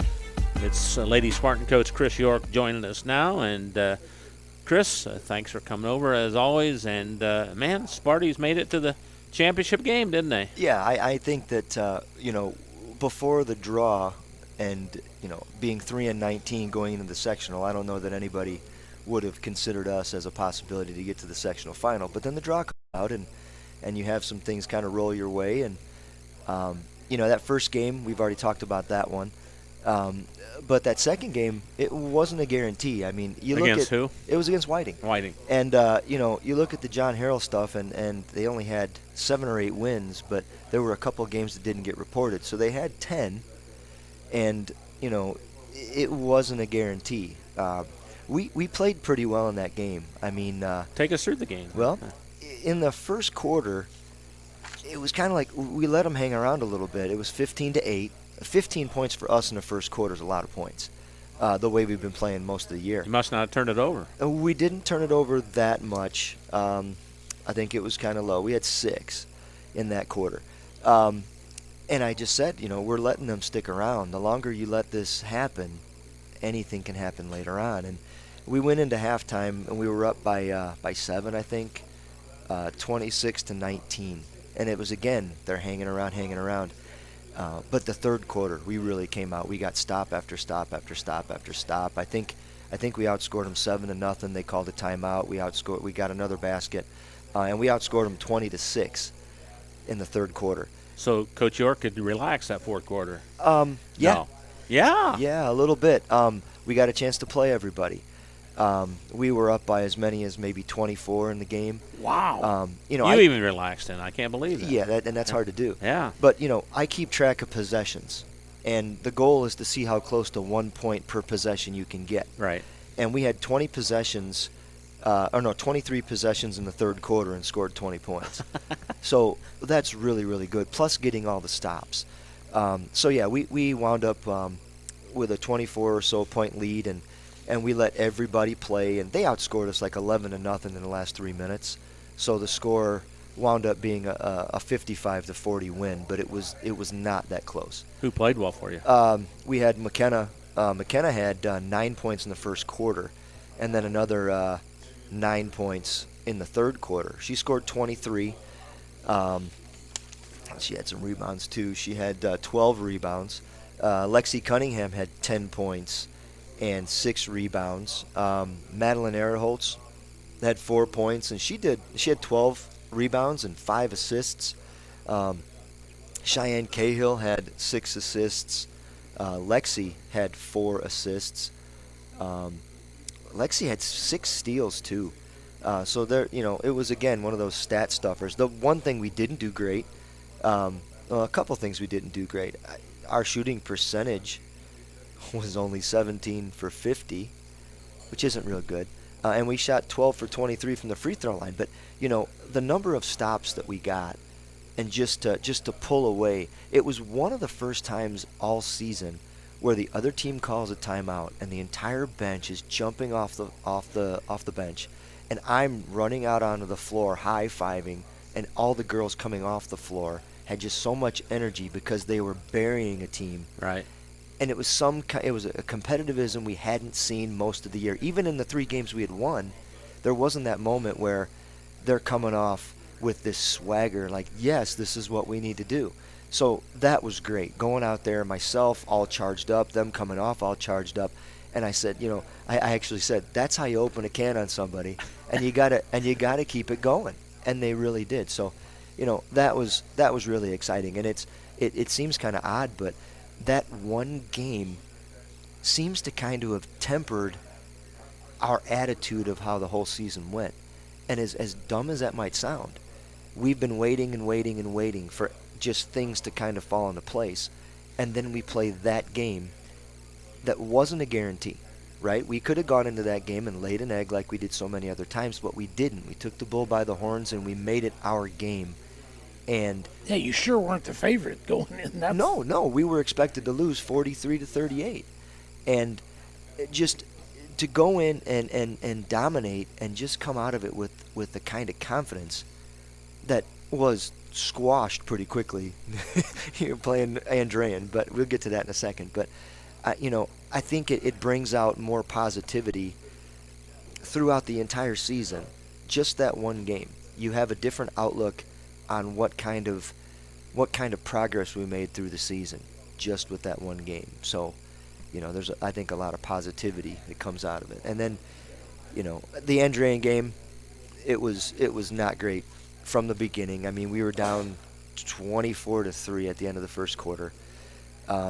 a lot of turnovers. We were down 50-13 at halftime, so it's a running clock the whole second half. And he played all of his guys, all the way through. His best player, Tori Allen, hardly played in the second quarter because she already had, oh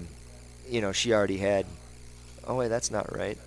She did play both quarters, but I think I didn't see her for the second half of the second quarter. But it's just one of those deals where we're just completely overmatched. They had 3 girls in double figures and almost a fourth. They scored 77 points. We gave up the most points in the state on Saturday night. But we also had the biggest discrepancy in ranking. There were 292 points between us. The only one they're that was, a really good team. Yeah, they are. The only one that was close to that was Lake Central and Hammond High. So, we weren't going to get a whole lot out of that. But Coach Schub, at the end of the game, we're shaking hands, and he's like, "Look at that over there." He's like, "Those girls are crying. They don't want to be done." So I guess, that means something, for sure. I'm sure it does. And yeah. Timing is everything. And like you said, to kind of almost close out your season with that kind of a game, and that just gives you that boost. Yeah, well, not the Andrean game. No. But the way they reacted to the season being over is a good thing. That means that regardless of what they might have thought of me sometimes in practices, meaning it kind of means something, that what you're trying to put in place is kind of sinking in, that they enjoy each other, they enjoy the game, they want to be there, and now it's not there. And okay, when do we get started on what's next so that we can come back next year and not have a 5-20 season? We had our meeting yesterday, and we're having exit interviews the next 2 days, juniors and seniors tomorrow, freshmen and sophomores on Friday. And I've been at the school every day, doing things with the middle school. I've been to 5th and 6th grade games over the past couple nights. I'm going to Morocco tomorrow, and just kind of making myself seen a little bit. Hey, that's the coach. Just enjoying the fact that I've got kids at the 5th grade level that are playing. I mean, not at the level that Coach Radke's got, where he's seeing all these kids and he's coaching them for legacy and stuff like that. But it's got to start somewhere. So, I think the parents like the fact that I'm there. I think that me showing up is going to give them the sense that I'm here. I'm not just here for, what did John Lackey say? I'm not here for a haircut, whatever he said. I want to make something out of this again. And, something that we didn't talk about last week because we weren't there yet, us playing on Saturday night in that championship game was the first time North Newton girls have been in a championship sectional game since 2001, 2002. Whoa. That was Mark Christensen. That was my first year as varsity coach at Hanover Central. Coach Christensen beat me by over 30 on Friday night to get to that sectional championship game. They won the sectional championship game, and I believe lost by 4 in the regional championship game. But they hadn't been there in that long. We may have gotten, the ping pong balls rolling the right way to get us the opportunity, but I told the girls it's a big deal that we were there. Let's talk about your season. What'd you think about it as a whole? Well, I've said this numerous times that I enjoyed playing in new venues, playing new teams that weren't Lake and Porter County, because that's where all my career's been, is playing those teams. So walking into Tri-County for the first time, and Faith Christian and and Frankfurt, being in the Frankfurt gym, being in all these places for the first time, that was fantastic for me. North White, meeting these new coaches, forming kind of some of those bonds with some of those coaches, that was a big deal.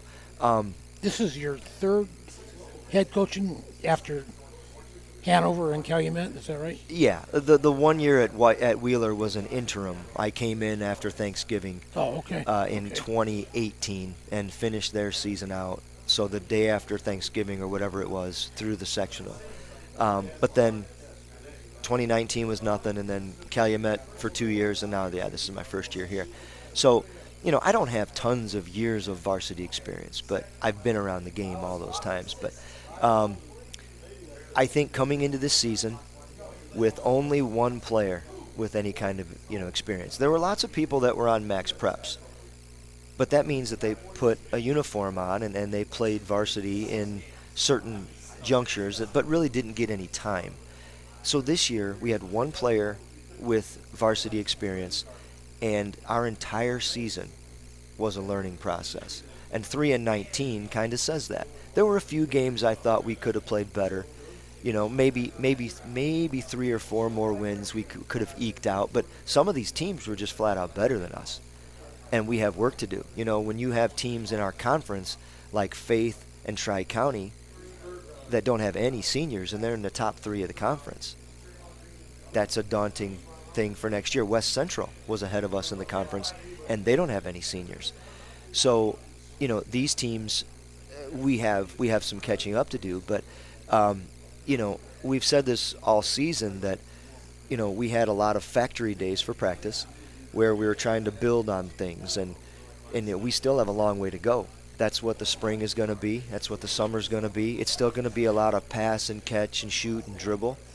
And that'll be the best time to do it. And hopefully, all the experience that these girls got that had never had any before, we're going from having one team or one player with experience to having a possibility of 8 that come back with experience. And I think that's going to be invaluable. I mean, I think it'll be a lot easier to turn that 5-20 around to something else. So, I think that just from that aspect, I think the season has been a success despite the record, just getting people experience. But we still have a long way to go. And again, I might have a completely different outlook had Whiting not looked the way it did. How many seniors did you have this year? 2. Madeline Aaron-Holtz. Talk about them. And, man, I can't really say enough about them because they're coaches on the floor.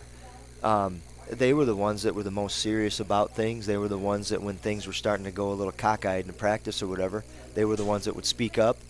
And it wasn't, me that had to do it all the time. I don't have all of their stats, but I've been looking at some of their stuff. And, I think Madeline had about 6 rebounds a game and almost 3 assists a game. And she wasn't scoring a lot, but she had those things going for her, and she would have a couple steals a game. And Lexi might have averaged a few more points, and she's right around 4 or 5 rebounds a game, and she was getting some steals and having some assists too. It was always nice when I could see Lexi find McKenna or McKenna find Lexi. I mean, I wish we would have done it more because I love the big-to-big passing. It's something not a lot of people do. And I like that aspect. And Lexi had a good, outside shot sometimes from 15 feet, right around the free throw line. And Madeline didn't really shoot that much, but when she did, she'd hit some shots. But they were tenacious. They worked hard. They were everything that I wanted them to be as seniors. So they were vocal. They were leaders by example. And we talked about it after the game on Saturday that, or the girls said that to the other girls. Somebody's got to step up and do that. And we've got juniors, but somebody's going to have to step up and be that person that they have been. So it's going to be tough losing them. And I've actually already invited them. I said, hey, you guys go and get your degrees. Come back. I would love to have you guys as coaches. I don't know what they thought of that. Maybe they're saying, well, when I leave, I'm not coming back. Because some people do that about their towns. But I hope it meant something to them, that they meant enough to me that I would want them to come and coach my younger kids, just to kind of instill what we want to do. Talk about the future of Lady Spartan basketball. The future, well, numbers are still going to be a bit of a problem because, you never really know who's going to come back. I mean, I don't know that there's a guarantee that all 14 of the girls that I had, minus, 2 seniors and a foreign exchange student, so that takes us down to 11. I don't know how many of those girls are all going to come back. You can kind of get an idea which ones are just kind of there and which ones really want to be there. We've only got, I believe, 3 in the 8th grade class. So in every game that we play in the middle school, the 7th graders play 2 games. So they went to a tournament this weekend at South Newton. So they have their own games, but then they're also playing the 8th grade games. So they had played the 7th grade game at 8:30. Then they played the 8th grade game, and then they played Rensselaer in the championship game at South Newton, and they played with Rensselaer, who's very good, for 3 quarters. And then they gave up 22 points in the 4th quarter. Well, that probably has something to do with already playing 2 and 3 quarters games before you play a good team. So, the 7th graders are a strong group right now. So I guess I jumped things. We've got McKenna coming back. We've got Cheyenne coming back as juniors. Sophomores, June Busboom was a starter all year. Taylor Matul was a 6th man all year, so she got a lot of playing time. Juliana Galvin got some good time in a lot of games. Dakota Dyer started to play more as a sophomore at the end of the season, started to become more confident and going to the free throw line. And one of the freshmen, Piper was a celebrity during the season. Piper Ivy, she hit a 3-pointer against Hebron way back before we got that first win, the one where she put the shot up and everybody was like, oh no, don't do it.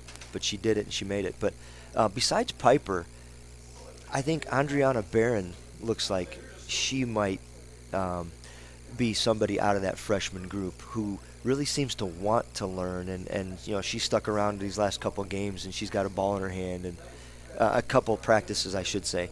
And then with the 5th and 6th graders, numbers for some of the, because each of our elementaries has their own. Mm-hmm. So we've got a situation in a couple of them where the kids play in both games because they don't have enough. Like the Morocco, I think it was, the 5th and 6th graders kind of played together.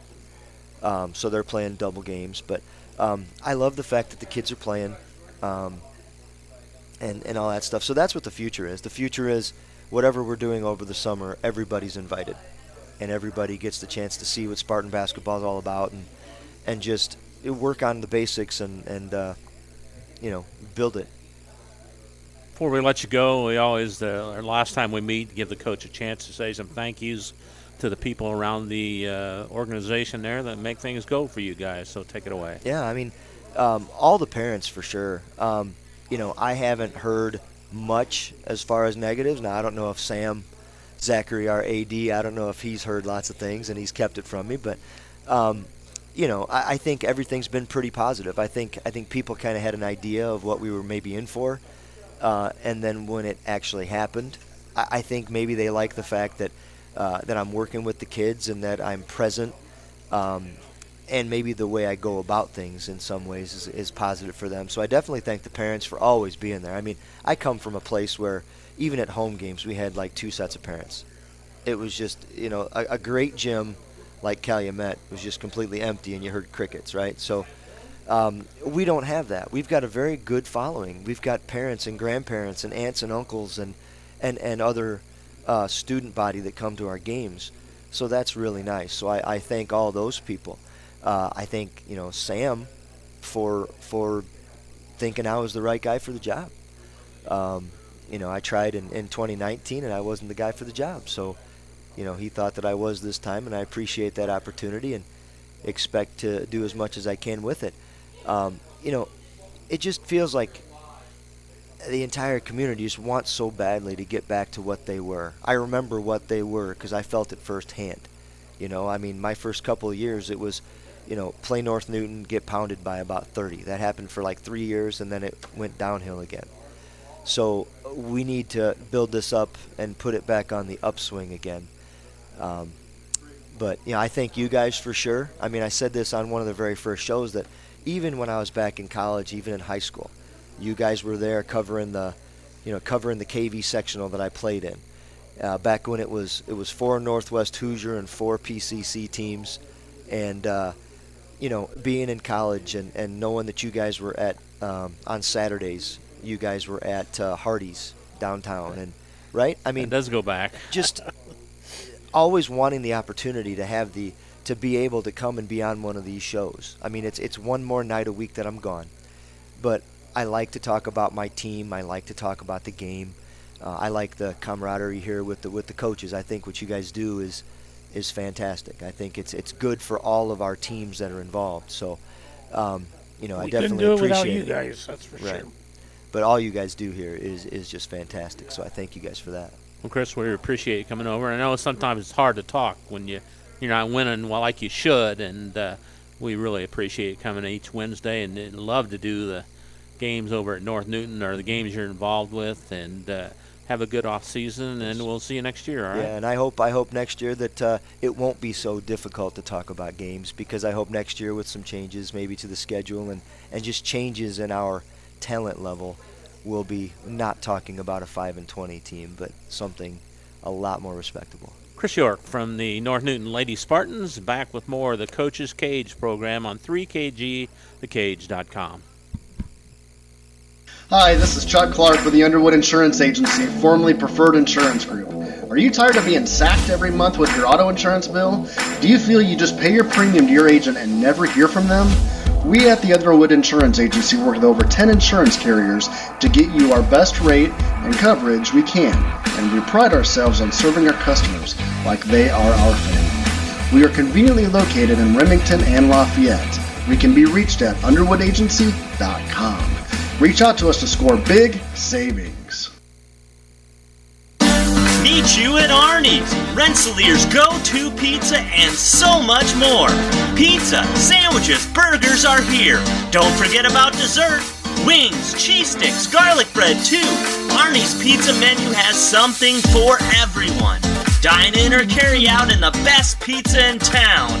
Located across from St. Joseph's College in Rensselaer. Call 219-866-9999 and meet you at Arnie's. Pulver Psychological Services offers psychological counseling, consultation, and assessment. Locally owned and operated, Pulver Psych focuses on solutions for the community and serves as support for individuals, families, and organizations. Whether you're in need of personal, family, or success counseling, Pulver Psychological Services can help you reach your life goals. Increase work satisfaction, have better relationship compatibility, improve sports performance. Get in touch with Pulver Psychological Services by visiting pulverpsych.com. Welcome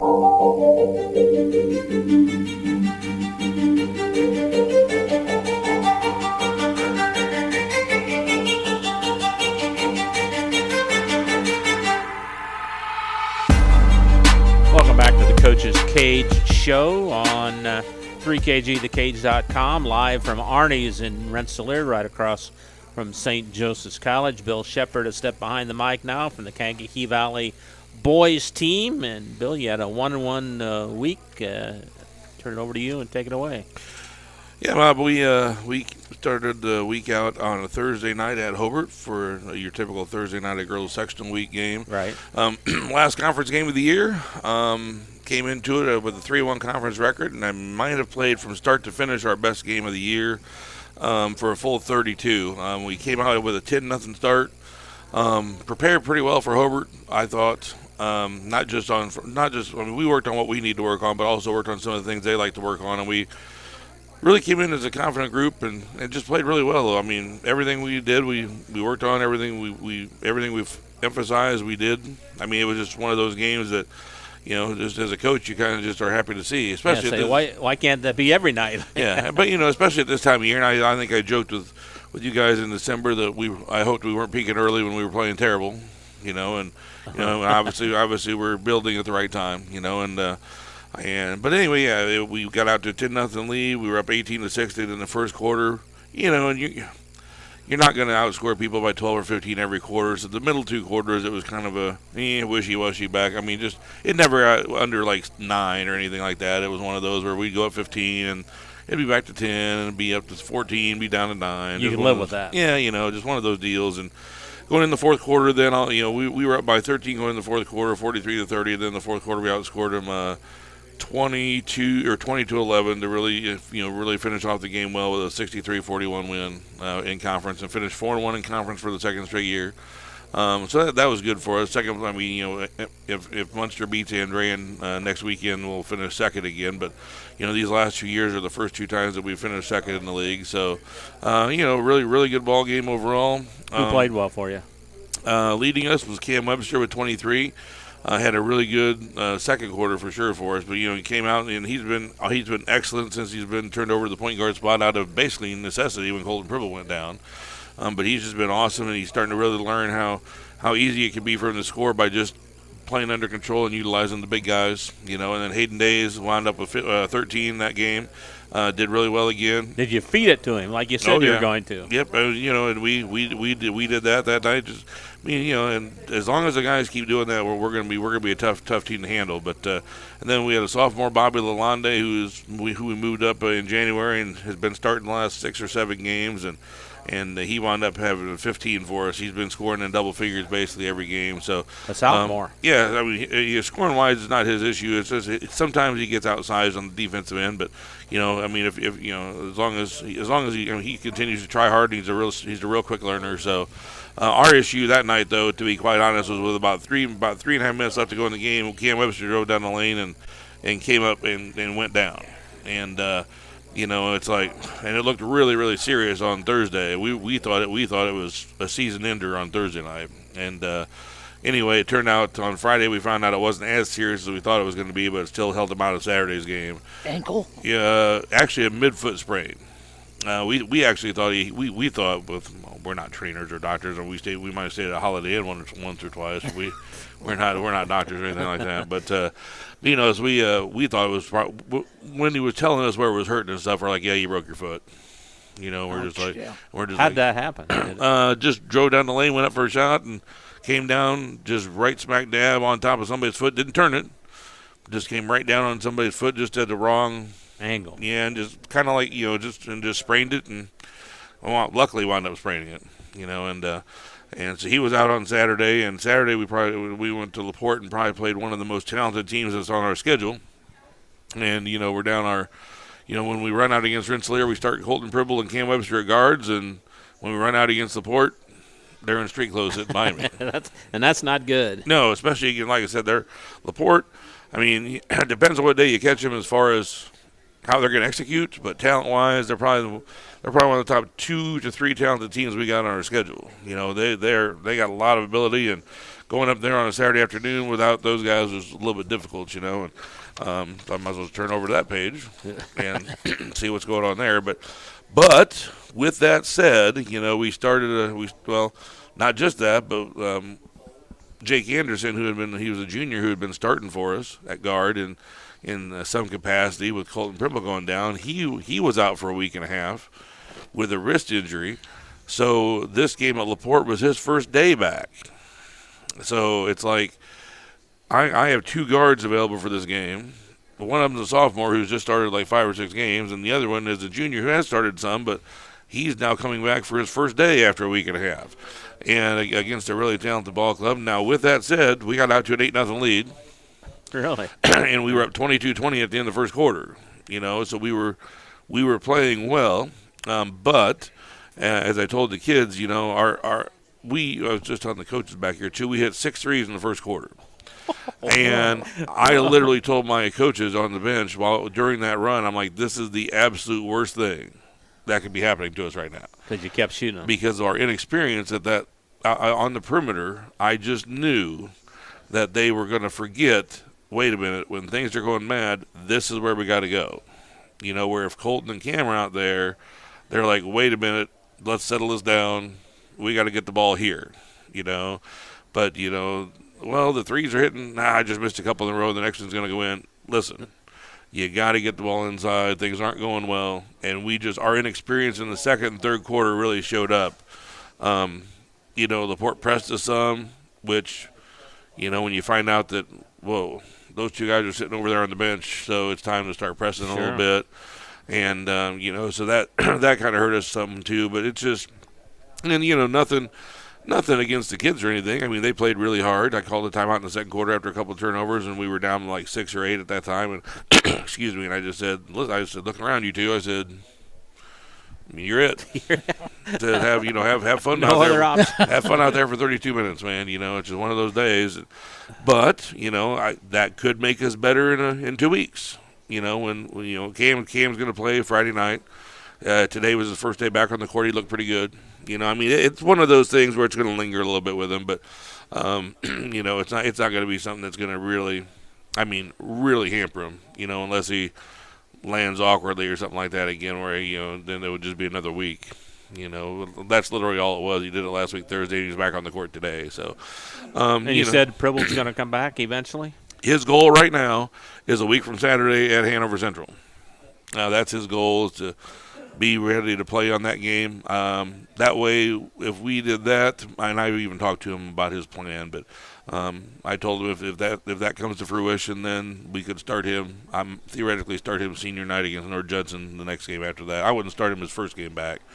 Let him get the feel a little bit, and then start him against Judson again, and then roll into sectionals as normal and play it. So we're looking forward to that. But we lost to LaPorte 86-58. I mean they just kept extending the lead a little bit, and we kept obliging by shooting those threes, and just forgetting, and you got young kids out there just trying to gain experience and playing against a really tough opponent, and they're smart kids and they'll learn.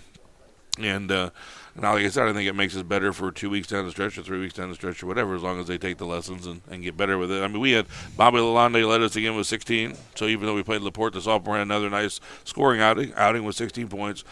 We just got to.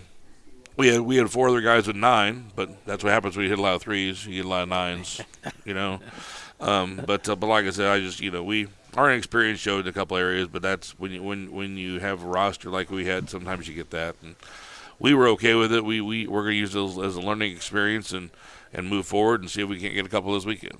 Billy, that's going to be a really interesting weekend as you entertain 2 foes. Hebron comes in Friday and East Chicago Central on Saturday. Yeah, a couple different opponents there. Hebron comes in out of the Porter County Conference there. I mean, they're always a scrappy team. It's a rivalry. It's a situation where we just got to make sure that we play hard and continue our improvements that we've made, and understand that, everything starts with the inside for us, so we're going to continue to go through that, and, then everything else opens up, and we do that, we're going to be fine, and, just hopefully get another win. I told the kids that this weekend's pretty important. I mean, you see our record on the paper there is 7-11. Told them tonight when we were watching film, I said at one point we were 3-9. I said if we can get Hebron on Friday, I said you're going to be 8-11, which makes you 5-2 over the last few weeks. I said you're turning around really well. I said that East Chicago game is going to be important, to maybe sneak in a 500 record by the end of the year. But we got to take care of business first on Friday against Hebron for sure. Having both at home is a real luxury as well. East Chicago coming in, obviously very athletic. I mean, that's obvious. But we played Michigan City earlier this year, very similar team. So, we'll be ready for them on Saturday night as well. But like I said, we got to get through Hebron first. But we're looking forward to having 2 home games and hopefully sneaking a little bit closer to 500 and keep it on this roll as we get towards tournament time. What kind of size do these teams bring in? Hebron, a little more size than you would imagine. I mean, they got a couple 6'6" kids down low. So they have some size. I mean, they're not a small team.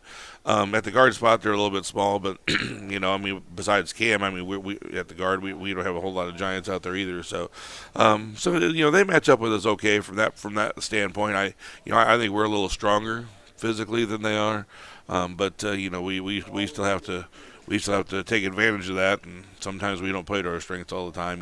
So, and then East Chicago, pretty much about 6'4" across the board. Athletic and lanky, but about 6'4" across the board. They got one really, really good player, last name of Murphy, that plays small forward for them. That he's their main scorer. But we're looking forward to the challenge of both. But once again, I think our advantage, is inside. Saturday's game scares me from a standpoint of the possibility of turnovers. We talked about it. We went against 7 JV kids tonight in practice when we were on offense, just to try to speed us up to get us ready for that. And hopefully by Saturday we'll be slowed down mentally where we can handle that a little bit better and not turn the ball over. Because I think if we can handle the basketball, then I think we can be right in that game too. Give us an update on the JV Cougars. JV split this week as well. They were we had a freshman tournament at Lowell on Saturday, so JV was about as thin as we were. They had 7 kids to play up at LaPorte because typically we dress some freshmen, but they were playing a tournament at Lowell, and Okay, so we went up to LaPorte with they won at Hoover by about 14 or 15, kind of like what we did, and then we went up to LaPorte with the 7 kids and had one kid foul out in the third quarter with the JV game, and it's like I was telling my assistant coach, I said, you might have to dress, before it's all said and done. But I mean, they were tied at 28, hung in as long as they could. And then, LaPorte just got in there in the fourth quarter, won by about 14. But, it was another one of those situations where they fought, hung in, got hurt by the numbers game a little bit. Are they having a good season? Oh, yeah. That was only their third loss on the year. Okay. So they're doing quite well. They're looking forward to a couple of hopefully wins this weekend. And, I mean, they could end the year about 19-3 or something like that. So, I mean, if they went out. So that's good. That'd be a good year for them. And a good building block for us too, because we only lose 3 seniors at our level after this year too. So I mean, things are looking pretty good, and finishing 4-1 league again was a good accomplishment. I mean, we want to win the conference, but the thing I was happy with the kids was after Munster, after we lost up there, I told them the best you could do is finish second, and I mean unless Andrean helps us, of course. But I mean the only thing you can control is win your next 3, and that's what we did. And with Hobart being probably the best game we played all year, so. Hopefully we can continue to build on that. We got sectional draw a week from Sunday. Not that anybody's looking ahead to that or anything like that, but we got a sectional draw a week from Sunday, and kind of see where that lands us. But just continue to take steps forward here in February, and not just play out the string like sometimes I think seasons tend to get. Billy, thanks for coming down as always, and good luck this weekend. And we'll talk to you next week. All right. Look forward to being here. Thanks, guys. All right. Bill Shepard from the KV Cougars. Back with more of the Coach's Cage on 3kgthecage.com right after this. In agriculture, preparation is important. Dedication is you deciding what to plant and then asking what it will take for a good crop. How much work will it take to produce the final crop? In sports, preparation is vital in becoming the best you can be. Dedication is a will of achievements for a winning desire. Corbett Farms encourages everyone to do their best by having a winning spirit, attitude, and achievement. Your positivity will make a difference. Corbett Farms is proud to sponsor high school sports. Indiana Farm Bureau insurance agent Joe Goodman has been serving the Jasper County and surrounding area since 2009. Being involved in the area, Joe Goodman has kept his interest in making sure he provides the best insurance for his clients. Whether you need life, car, home, business, farm and crops, or even renter's insurance, Agent Joe Goodman will keep searching for the best policy for your valued investments. Call Indiana Farm Bureau Insurance Agent Joe Goodman at 219-866-4694 or stop in at 2570 North McKinley Avenue in Rensselaer. After a hard day's work or play, it's time for some relaxation, and there's no better place than Unwind on Front Street in Rensselaer.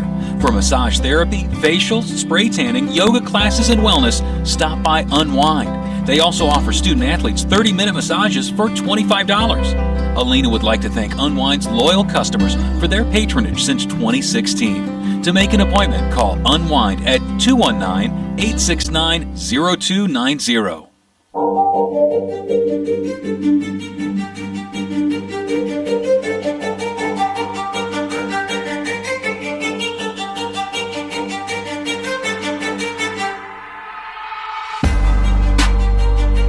Back on the Coach's Cage on 3kgthecage.com. Bob Kurtz, Bill Kay, and Scotty Miller with you here, and we're continuing on with our boys coaches. It's Matt Sipkema from the North White Vikings. Matt, good to see you again. How you doing? Doing good, thank you. All right. Well, we've got some games to talk about. I'm going to turn it over to you to let you explain some of them. Yeah, we went back to January 21st. We played DeMont Christian. Actually, we played North Newton on the 20th. We lost by 15 in that game. I thought we did a lot of good things that game. We slowed the pace down a lot and played very hard. I think we got outscored 14-0 in the second quarter. But other than that, I mean, it was an even game. So I was very proud with that effort that night. We went back to played Covenant the next night. Got down 41-19 in the third quarter, and I think we outscored them 24-8 or something in the fourth. Put a press on, got a lot of turnovers, cut down to 6 at one time. Ran out of gas and lost 49-42. So after that weekend, I was feeling pretty good as far as the fact that we're competing, especially against two schools that I think are going to compete for the Midwest Conference. And then, I thought really the next two games would be the toughest games. I mean, we've had some tough games, don't get me wrong, but at Rochester and at Carroll, back-to-back, it was brutal, and it was every bit as brutal as I thought it was going to be. I think we scored, Rochester was 37-68, but I mean, we got 20 late. Just could not. They were 6'2", 6'3" across the board, and it's a different 6'2", 6'3". It's hard to explain. It's a tall 6'2", 6'3", lengthy, skinny guys that just play a 2-3 zone, and they play bigger than their height. They play a lot bigger than their height, and if you can't shoot the ball very well, you're not going to get I think we had like 2 offensive rebounds. You're not going to get an offensive rebound against Rochester. Tough place to play. And then Carroll is just having a phenomenal season. That's not a shock. They come back from 25-1 and returned 7 of their top 8 players from last year. And we go over there, and the game got moved to a Monday night, so I was hoping for a smaller crowd that night. But when you have a season, they're having it. They'll come out any day to watch them play. But boys came out and played hard. I mean, it's 8-3 with 2 minutes for the end of the first, and they go next. It's like 18-3. You just like that. And I think we're down by 17 at halftime, but it's the same story as 15, 17 points in a lot of games are. People don't understand like a 14, 15-point ball game is not a blowout in basketball. It's really not. But when you're averaging 38 points a game, 40 points a game, and you're down 15, I mean, it's a blowout, unfortunately. So, but we got through it. We got through those 2 games. We played Casting. You look at it, we big sectional opponent. They're having their struggles a little bit this year, but obviously they've won 2 of the last 3 titles. And then we lose 29-52, but it's that they were up 2 right before halftime. They hit a 3-quarter shot, and to go up 1 at halftime, and then they go out and I think they start the 4th on a 10-0 run. So going back, it's 13-0, and we lose by 21 points, and we get outscored 23-3 in the third. Ooh. And then the 4th is 11-10 the scoring. So I mean, it's just trying to get our boys to just slow down a little bit, slow down, and we're not lights out shooters. We got to stretch a possession out, and sometimes we're getting it, and sometimes we're not. And I've got to slow down as well a little bit. That's why I've got Joe on the bench saying, "Hey, you just break it down by break it down by quarters, and then break the quarter down by 4. Play for 2 minutes, play for 4 minutes." And that's what we need to do. And then we played Hebron on Saturday, and once again, the game gets out of hand, but it's, I hate saying but that's a big team. Hebron's a really big team. We got a 5'10" post player, guard 6'7", and we're fronting them, and we got new kids that don't understand the backside defense, and we can't play behind this kid, obviously, and they had their way with us. I think it was 14-10 with about 2 minutes for halftime, and then, they go out big again in the third. So you get beat pretty bad there, and just frustrating that we can't score the ball. But then last night we get caught up here. We had Attica, and last week we had a dinner, and we played some different games and tried to lighten the mood up a little bit, going under Caston, and just letting the boys, be boys a little bit and just not think about basketball, because last night it could be a situation where we've averaged 25 the last 4 games, and we could go into that game with Attica and just we know Attica's thinking, well, they're averaging 25 the last 4 games, we got a shot. So I really challenged the boys. I said, we got to go out there and just have fun. We had to put some points up tonight, and to their credit, we did. I think we got up 15-2 at the end of 1. We were up 10-0 the first 2 minutes of the game, and they went on a little run. They cut to 14 at halftime. It was a 14-point ball game, and I think we outscored them by 15 in the third. Played even in the 4th, and we beat them 63-32 last night for a much needed win. And I told the boys in the locker or in practice tonight, you just came out and played. We've been trying to teach you guys, not teach you, but explain it. You have to play with heart. You can't look at the scoreboard. Play hard. Just play hard and play smart. And I thought that the boys were just confident, not because of who our opponent was, but they were just loose last night. And we have a quick turnaround tomorrow night with Winamac. So I said we didn't have that mentality when we go into Winamac. But I thought Lucas Smith played great last night. He's a seller for threes all year. He was 8 for 11 shooting to finish with 18 points. Only attempted 1 3. Dane had 15 last night. Eli had 10. But it was a game we needed. All right, and what do you say you have this weekend? We play just tomorrow night. We don't play Friday or Saturday, so we have Winamac tomorrow. And I was jokingly, I think Winamac is 8-12, but they have won like 6 of the last 8 games. They just got a new coach. He's from, we played at Twin Lakes under Coach Adams over there and Bennington boy, and he's getting it figured out, and his boys are getting figured out. They lost a lot at graduation last year. So I said, that's a team I wish we would have gotten back in November or December. But they're averaging 44 points a game. So scouting report is very simple tonight. One kid's averaging 19 and a 44. Don't leave him. Don't leave him. Don't help. Don't leave him. Make somebody else beat you. And unfortunately, I go back to about every game, even Twin Lakes game where Owsley's scoring like 24 a game, and we hold him to 0. Unfortunately, it's always the second, third guy that can have big games against us this year. But looking for the opportunity to play a real quick game tomorrow night after we just played last night to see how we respond going back. We played the last 3 at home now. Now we're going back on the road. So it'll be interesting to see how we can respond with a team that I feel like we can play with. How hard has it been this season, the way the season's progressed? Especially after all the success you had just recently. First of all, like I said, I talk about Joe a lot, and Joe is so critical to my staff. And, Joe's had these types of teams like last year and this year. So he's done a good job of getting me prepared. One thing he told me back in June is you're going to coach harder than you ever coached in your life, and people will think that you're not. He's like, you're just going to coach every possession, like, just hard, and we do.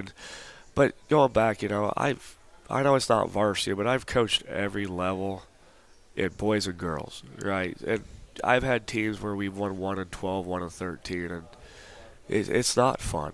So it's not, you don't want to say you're used to it, but it's happened before. But the biggest thing is, are the kids still responding to you, and are the kids still having fun?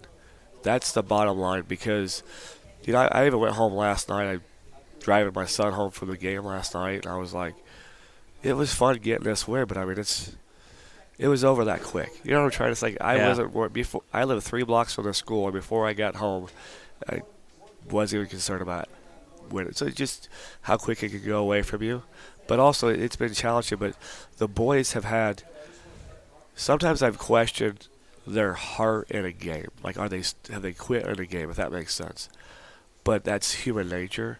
But they've had no attitudes, so they've made it really easy to come to practice every day and keep fighting. And I keep telling the boys, it's not, your job as a coach, you have to be there for the boys. And I'm still a big believer that, everybody always asks me every year, well, who do you want to draw? And every coach has who they want to draw. And the last 2 or 3 years, maybe it wouldn't have mattered.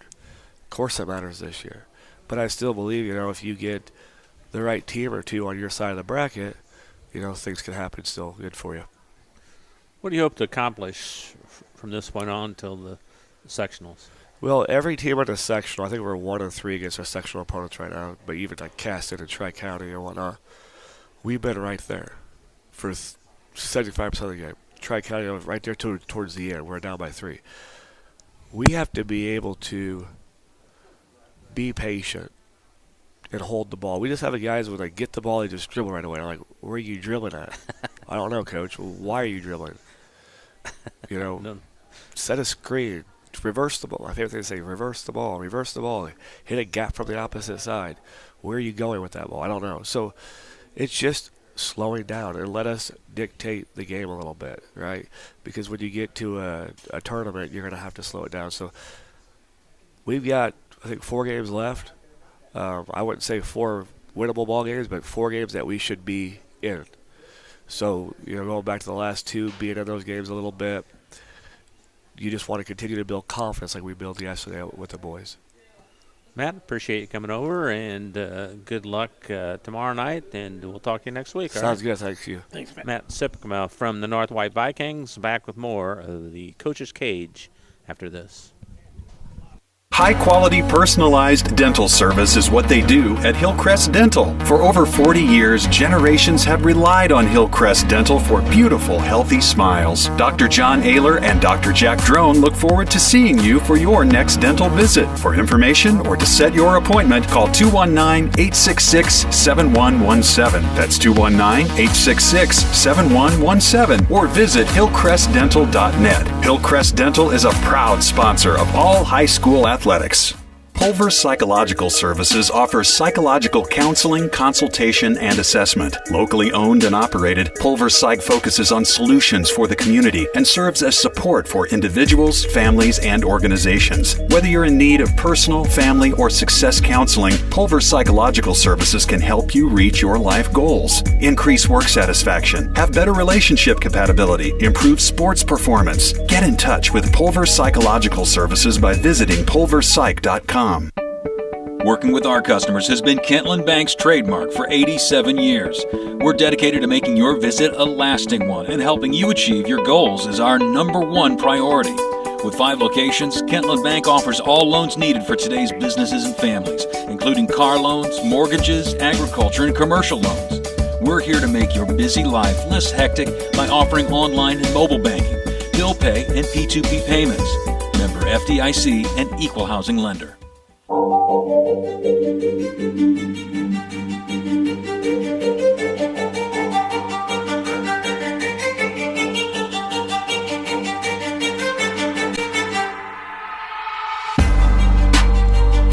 you, Matt. Back on the Coach's Cage on 3KG, thecage.com. Bob Kurtz, Bill Kay, and Scotty Miller.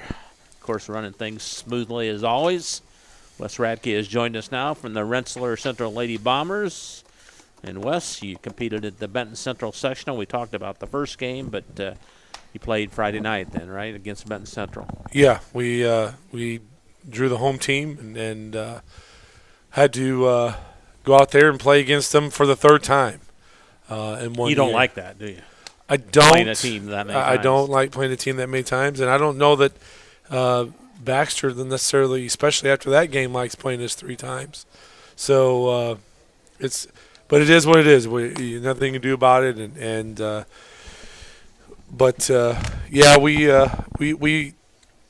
mean, the first quarter was not pretty at all. I mean, we just came out what I felt lethargic, what I felt kind of back on our heels.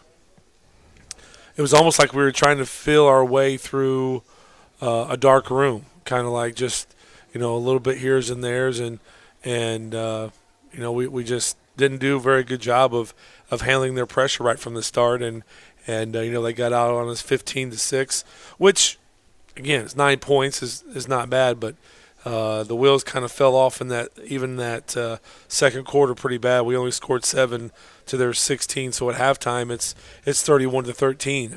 So what do you say at halftime? That big a lead. I'm walking off towards the locker room, and I'm, questioning obviously, what did we do wrong, or what can I do as a coach to help these girls feel some success, and so, we go into the locker room and tried something a little different where, maybe it's not so much being so direct with things, but trying to get them to see, like, look, it can't get any worse. Only thing we can do is go up, and we have to come out this second half and be a different team that I know you're able to be, and play at a level where I know you can play, and we just got to chip away. We can't get it all back in one shot. You're not going to get it all back in one great play, but we're going to have to just chip away at it, and really going to have to crank up the defense and without the fouling, and really try to turn this around here, and boy, did we ever. I don't know if you guys listened to it or were there, but it was a totally different team that walked on the floor, that walked into the locker room. We came out with a purpose in that third quarter like I'd never seen us before. We came out with a chip on our shoulder, and again, we went to work, and Sarah Kaufman and Taylor started doing some things and getting to the free throw line. And I thought our pressure with Camry and Cadence started to amp up. I thought, we threw Fleming in there at times to with her speed. She's still not 100%, but she got in there and fought. And again, I just felt that sense of urgency pick up with the girls. Brody got in there, and she didn't last very long, ended up fouling out in the third quarter. But, I thought she battled and did some things for us. And again, we turned it up, and we scored 16 to their 7. So at the end of the third quarter, it's 29 to 38. And again, I know by now most people have left. Most people have already left the game. They left the game at halftime. And don't think that I don't know who left, because I know who left. And, people leaving, that's fine. But what you got to remember about these teams that I have and these girls that I have is I wouldn't leave on them at any time, because they can turn things around just like that, and we sure did. That fourth quarter, we scored 22 points to their 16, and it was Carly Drone caught on fire. She hit 2 threes back-to-back. Taylor's, hits some good drives and putbacks. And what you have to remember about Taylor is Taylor was driving to the hole like a machine. She had a mission, and they weren't falling at times, but because of her drawing 3 of the BC girls, was allowing girls like Camry and Sarah to get the rebound putbacks and to get the shots at one-on-ones or at free throws, because they were fouling, because Taylor's driving and drawing 2 or 3 defenders at a time. So, we were able to turn it up, and again, it got to a point where fouls played a factor of it. We had to start fouling, and Taylor ends up fouling out with 2 minutes to go in the game on a breakaway that she's going to learn from that, hey, look, kid, I need you on the floor. At that point, that layup, I realized that the mentality was there, but we got to learn from those things. But yet, she fouls out, and we still pick up the intensity. We still pick up what we have to do. Camry's, still stealing the ball like crazy, and we're putting pressure on. We're trapping them, and BC's back on their heels, and for once, instead of us being the ones back on our heels. So you got as close as 3, right? Yes, 3. And you had a chance at the end, right? Had 3 chances. Had one look. I'm trying to think if it was Drone had a look the one time and didn't fall. Then Cadence had a great shot, great look in the corner to tie it up, and the ball just rolled off to the side. And then with 4 seconds to go, we fouled to stop the clock. They're going down to shoot 2, and we're down by 3 with 4.2 seconds to go, and they bring everybody off the line. Drone snatches a rebound. I've seen this kid hit that shot over and over and over again, so I still had confidence in what we were doing. I had no timeouts left at this point in time, because we tried to do some different things, and she comes down with 4 seconds to go and reaches half court and lets it fly, and it hits the backboard and the square and hits the rim, and I'm thinking it's going in, and it just falls out. So we end up losing by 3. But I'm telling you, being down by 21 at one point to losing by 3 points, it was phenomenal to watch them. And I'm not into moral victories at all, but it just goes to show you that what these girls learned in that second half is that they can do that all the time. We're going to be pretty doggone good.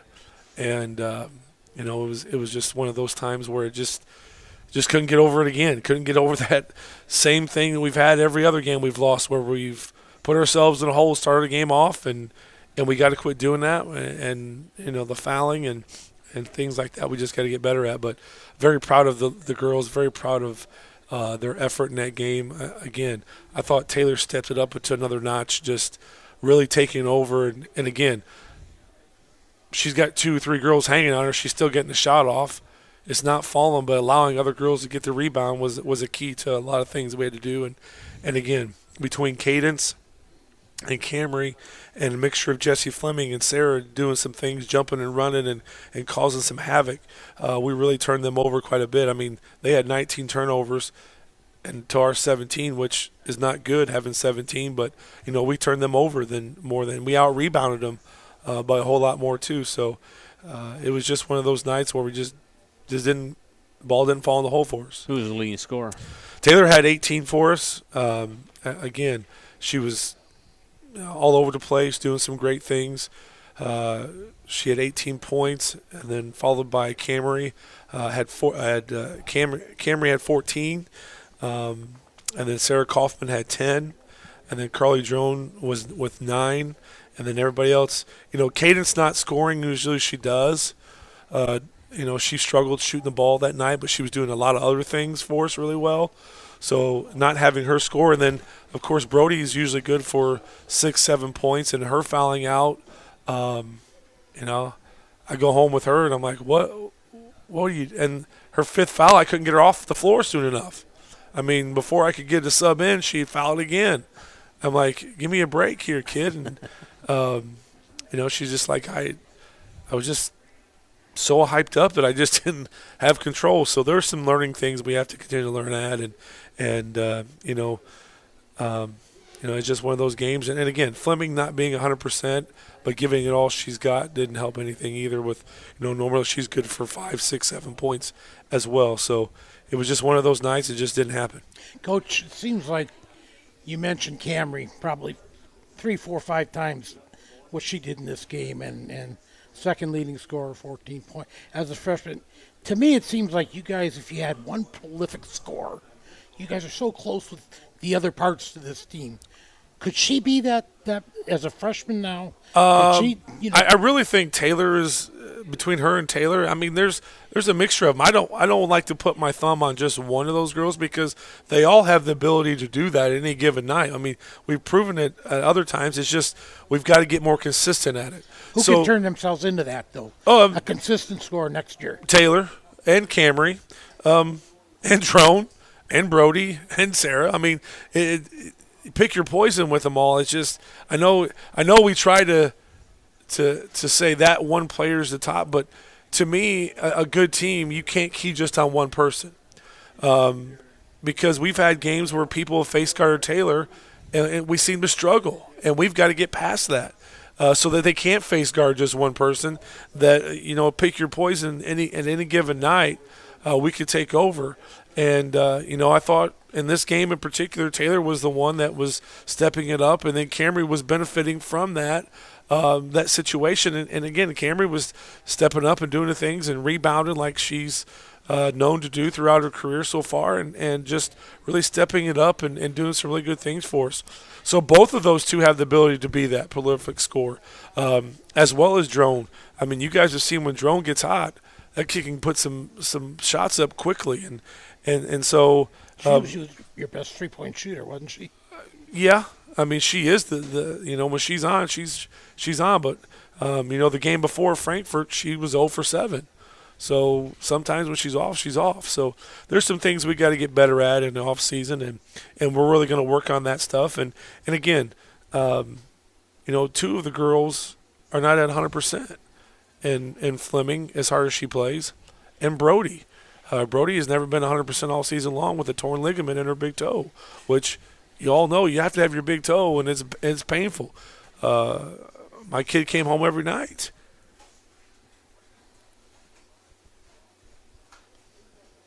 In pain, putting ice on her foot, just trying to get through this season. And not just her, but some of these other girls were through sickness and stuff. So there's a lot of things we just got to get better at. And these are tough girls. These are kids that are I've never had a team fight as hard as these guys did all season long, even in the bad games and the times when we just didn't do things right. And I know you guys saw some of those games and you're thinking, what is going on? I mean, one thing I can always look back on this team is they never gave up. They never quit. They always fought through things, and it's something we're going to continue to build upon. And the plan is, I guess, Bill, to answer your question, is that we don't have just that one threat, that we have multiple threats. Your season, you finished what? 14-10. 14. Just recap that as a whole. I don't think when you talk to the girls, it's anywhere where we wanted to be at. There's games on there that, and every coach you've heard, and everybody says, I wish we could go back and play some again. We obviously do, because we're better than 14-10. We lost some close games in there that we shouldn't have to some good teams. I mean, you look at Andrea, and they won their sectional. You look at, McCutcheon, they had a good year. You look at some of the other teams that we lost to. Again, BC got to the sectional championship game. West Lafayette played Twin Lakes. Holy cow. To one of the better games I've seen in a long time with two teams that just was a drag-out fight where nobody wanted to give up. And, we didn't lose to unquality teams. We just didn't finish things off the way we needed to. So ending up 14-10, again, another winning record, 3 games short of 100 wins for us. And it's something that I feel the girls really strive to get better at each and every game that we played. I think a lot of it was young team. Had to learn a lot of different roles. We didn't have the luxury of having a full JV team to where, sometimes you can build that role in bringing kids along. Well, we had to throw, Brody, Camry, some of these other girls right into the fire. Camry, Drone never started. This is her first time starting varsity. Cadence first time starting varsity. Between Sarah and Taylor and Lola there was those 3 are the ones that had, if anything, the most varsity experience out of all the girls. So it was a process of a season of learning the roles and learning who had to do what, and I felt at the end we were getting back to where we needed to be at, and I really felt that we didn't reach our full potential at times, but yet the same aspect. I think it was something that we can take back and look back on next year as we begin to start and learn from those losses that we had. A lot of coaches have to spend a lot of time talking about the seniors, but you only have one. I do only have one, and she's quite the young lady, and Lola Chamness. Very proud to be able to call her a player of mine. Very, very fortunate to have her for 4 years. A great kid. A selfless kid, a kid that continuously did whatever I asked her to do. I'm sure there's times where she probably wished she had more of this, more of that, but the kid was all about this team. And I was so appreciative of her leadership in the locker room, so appreciative of her leadership of doing whatever it took to make this team better. She started some games when some people got hurt. She stepped in and did some things for us that we need to have done. So she's going to be missed. It's going to be different walking into the gym next year, not having Lola around, not using saying Lola, and I wish her the best of luck and all the things that she's going to do in the future. Her parents have every reason to be proud of her. I'm proud of her as a coach. She's always going to have a table at my house, a spot at the table to come and be a part of whatever we have to do as a Lady Bomber. She's always going to be a part of what we do. We talk about legacies a lot, and I think Lola's left a legacy with these girls that, working hard, not giving up is something that is important for all of us, and important that she left to these girls. And again, when you think of character, when you think of integrity, when you think of a kid that is all in and dedicated to the program, Lola is the epitome of that. And she did a lot of work in the off season. She did a lot of things with workouts, and I just again very proud of her. Going to be missed. Bill, we're never offered a table at Wes Radke's house. Scotty's got a table. I know. Yeah, there you Scotty go. does, but I don't know. I'm still on the fence about you. Man, oh man. Still got a lot of discussions with you yet. Well, discuss the future of the Lady Bombers then. So, obviously we lose Lola, but we got everything coming back.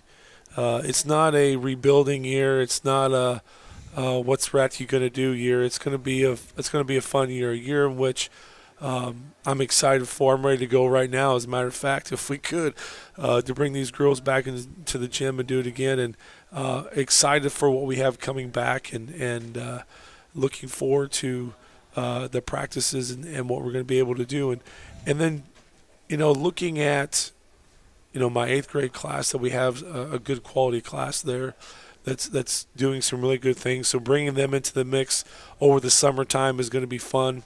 I'm looking forward to that because they all get along really well together. They go watch each other play. The middle school girls come and watch us play. In high school, they went and watched them play. The camaraderie is good. The enthusiasm for the program is good, and it's going to be another challenging season for us because, again, our conference is not going to get any easier. You still got Twin Lakes is still going to be good. West Lafayette's still going to be good. BC is they lose one senior as well, so they're bringing back everybody. And then we still got CC to deal with on our side of the conference, so it's not going to get any easier for us. And so we're going to have to get better in the off season. That includes the strength and conditioning working out and shooting workouts and building on what we're going to hope for be a long run and a change in the seasons and the times for Lady Bomber basketball to where we can hopefully cut down some net. And we set a goal this afternoon when I met with the girls. The school record for most wins is 20. And, that's something they've already set in their mind that they're going to try to reach that next year and see what happens after that. So there's some goals they're already starting to set for themselves, and so we're looking forward to going along the ride with them. A lot of times as a coach, people think that, we dictate a lot of things. No, that's not true. This team, there's some guidance I have to give them, but this team has some real winners and some real leaders on this team that know what has to be done. And, with the 3 seniors we have coming back, as far as Sarah Kaufman, who's played varsity basketball for 4 years, coming back, Cadence Mans, who's played 4 years for me and gotten there, and then Bailey Ratke, my daughter, who, being a coach's daughter, knows what Daddy expects and knows what has to be done. And so with those 3 leading us, I think the sky's the limit. Is going to be a good time for us. Last chance to talk with you. Just go through some thank yous. Yeah, and I took the time. This time I wouldn't get cut off. Man. I wouldn't get cut off this time. First of all, I'd like Take to it away.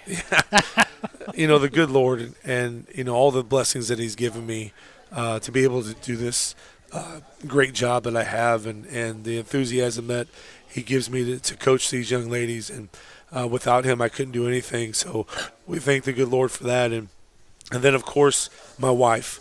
Angie is absolutely phenomenal.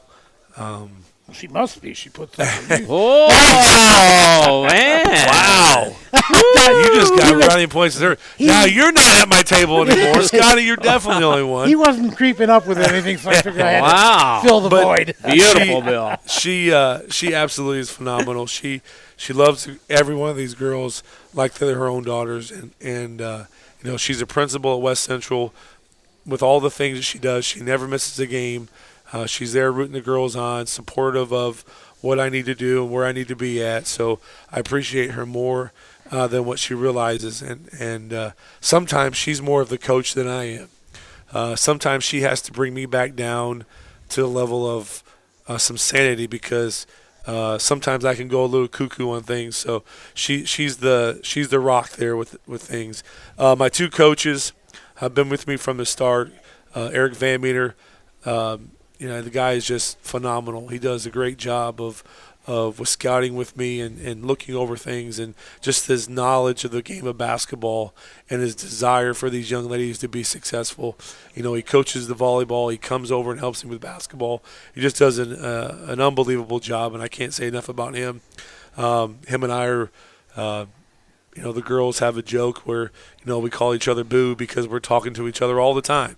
And so it's quite the joke amongst the girls, but he does a great job for me. Coach Amanda Mans, again, does all the things behind the scenes that I need her to do, with either encouraging the girls, being the only female on staff, going to the locker room, making sure things are in order, making sure things are being run smoothly. If there's a problem, I know I can rely on her to help me fix it, and just her knowledge of the game as well has been an added plus, and just having her around has been just a great pleasure and a great help.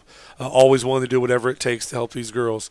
My AD, Ken Hickman, just his support for the ladies and the program and what he's doing there and for us. The administration, from the high school administration, middle school, to my administration there at Van with Chad Wynn, my principal, and just his flexibility with allowing me to do what I do. I just can't appreciate him enough for that support, and my teaching partners and my grade level team. They brought the kids over on a night in West Lafayette game, and it was great to have those those elementary kids there cheering, and the girls appreciate it. So I thank my teaching buddies and staff and for their help and support, and the bus drivers. We thank the Lord for the bus drivers, their safe travel for us, and Bomber Nation for all the support they've given us. We've got some new things going on there, so we're excited about that. And the parents, we're thankful for the parents and their support.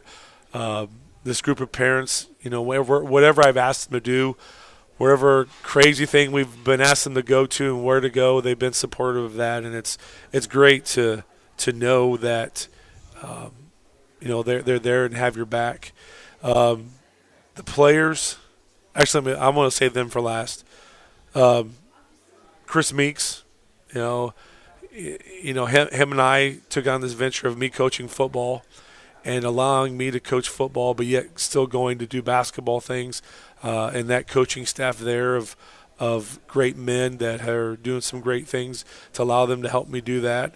I appreciate them and their flexibility. Chad Pulver sits here as well. Him and I work well together with sharing gym times, and we're both supportive of what we have and what we're trying to both get accomplished. His season's still going on. We want his boys to cut down some nets again. So there's a lot of things that we got to be thankful for. And then last but not least, none of this is possible without these girls. Not one minute of practice, not one thing without the dedication of these girls. And I can't tell them enough, and I don't tell them enough, I don't think, how much I appreciate each one of them, their time and effort, their dedication. It's not easy playing for me. Maybe someday you guys will come into practice and find out it ain't easy playing for me. And their willingness and their smiles and their dedication to me, I can't appreciate that enough. I never felt one time that practice they dreaded coming to practice, but they wanted to do things that were beneficial to the program, and that's one thing I really appreciate. And a couple of them said as that game was ending up, as we were getting ready to leave BC, a kid like Camry came over. She's in tears, and she says, I just wanted to win that for you, Coach. I just wanted to win that for you. Sometimes you don't think about how much this game means to them and how much apparently that it shows it means to me. And I told her, I said, as much as you want it for me, there's 1,000 times more that I want it for you girls and for you. And so eventually, at some point in time, it's going to happen. And these girls are going to get the benefit from that. And it's been a fun season, but unfortunately it had to end for us. But we're definitely looking forward to next year and what it has to bring. And then last but not least, I guess you guys, I can say I'm thankful for allowing us to do what we do sitting here every Wednesday night, to give us the opportunity to talk about these great girls and these great athletes of Rensselaer. I know other coaches and other schools come here, but I'm worried about the ones here at Rensselaer, and I know Chad would say the same thing. I'm here for the kids at Rensselaer, and I'm excited about my job, excited about the opportunities that lay ahead of us in the program and what we're doing and the direction it's headed. And I just hope that everyone else, gets excited, gets behind these ladies, because they're going to do some really good things. Well, it's been a blast talking with you each Wednesday and covering your games as always, and even the losing ones. Every game is just a joy to do, and you make it enjoyable for us, and we appreciate everything you do. And have a good off season, okay? Yeah, we'll see you somewhere. If you're ever at a baseball game and you hear a big loud guy behind the plate, you're not the I'm umpire? going to throw you out. Oh, you are an umpire, aren't you? I am an umpire for baseball and softball. Well, and kick I'm me out before the game starts, so I don't have to. That'd be great. Wes, see you later. All right, guys, thanks. Wes Radke from the Rensselaer Central Bombers. We'll wrap things up with Chad Pulver from Rensselaer Central after this on 3KGthecage.com.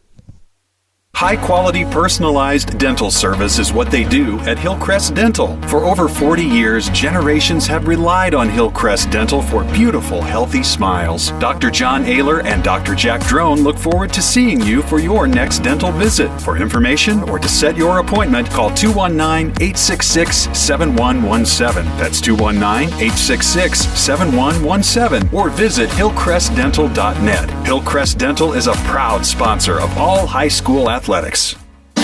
Meet you at Arnie's, Rensselaer's go-to pizza and so much more. Pizza, sandwiches, burgers are here. Don't forget about dessert. Wings, cheese sticks, garlic bread too. Arnie's pizza menu has something for everyone. Dine in or carry out in the best pizza in town. Located across from St. Joseph's College in Rensselaer. Call 219-866-9999 and meet you at Arnie's. Founded in 1931, Community State Bank in Brook is your community bank. We specialize in relationship banking while offering the technology required to meet your modern banking needs. Community State Bank is the area leader in new construction loans and home mortgages. Our lenders know small business and have products to meet your farm and business needs. We're available to get to know you and your needs today at 224 West Main in Brook, or by calling 219-275-2441. Pulver Psychological Services offers psychological counseling, consultation, and assessment. Locally owned and operated, Pulver Psych focuses on solutions for the community and serves as support for individuals, families, and organizations. Whether you're in need of personal, family, or success counseling, Pulver Psychological Services can help you reach your life goals. Increase work satisfaction, have better relationship compatibility, improve sports performance. Get in touch with Pulver Psychological Services by visiting pulverpsych.com. All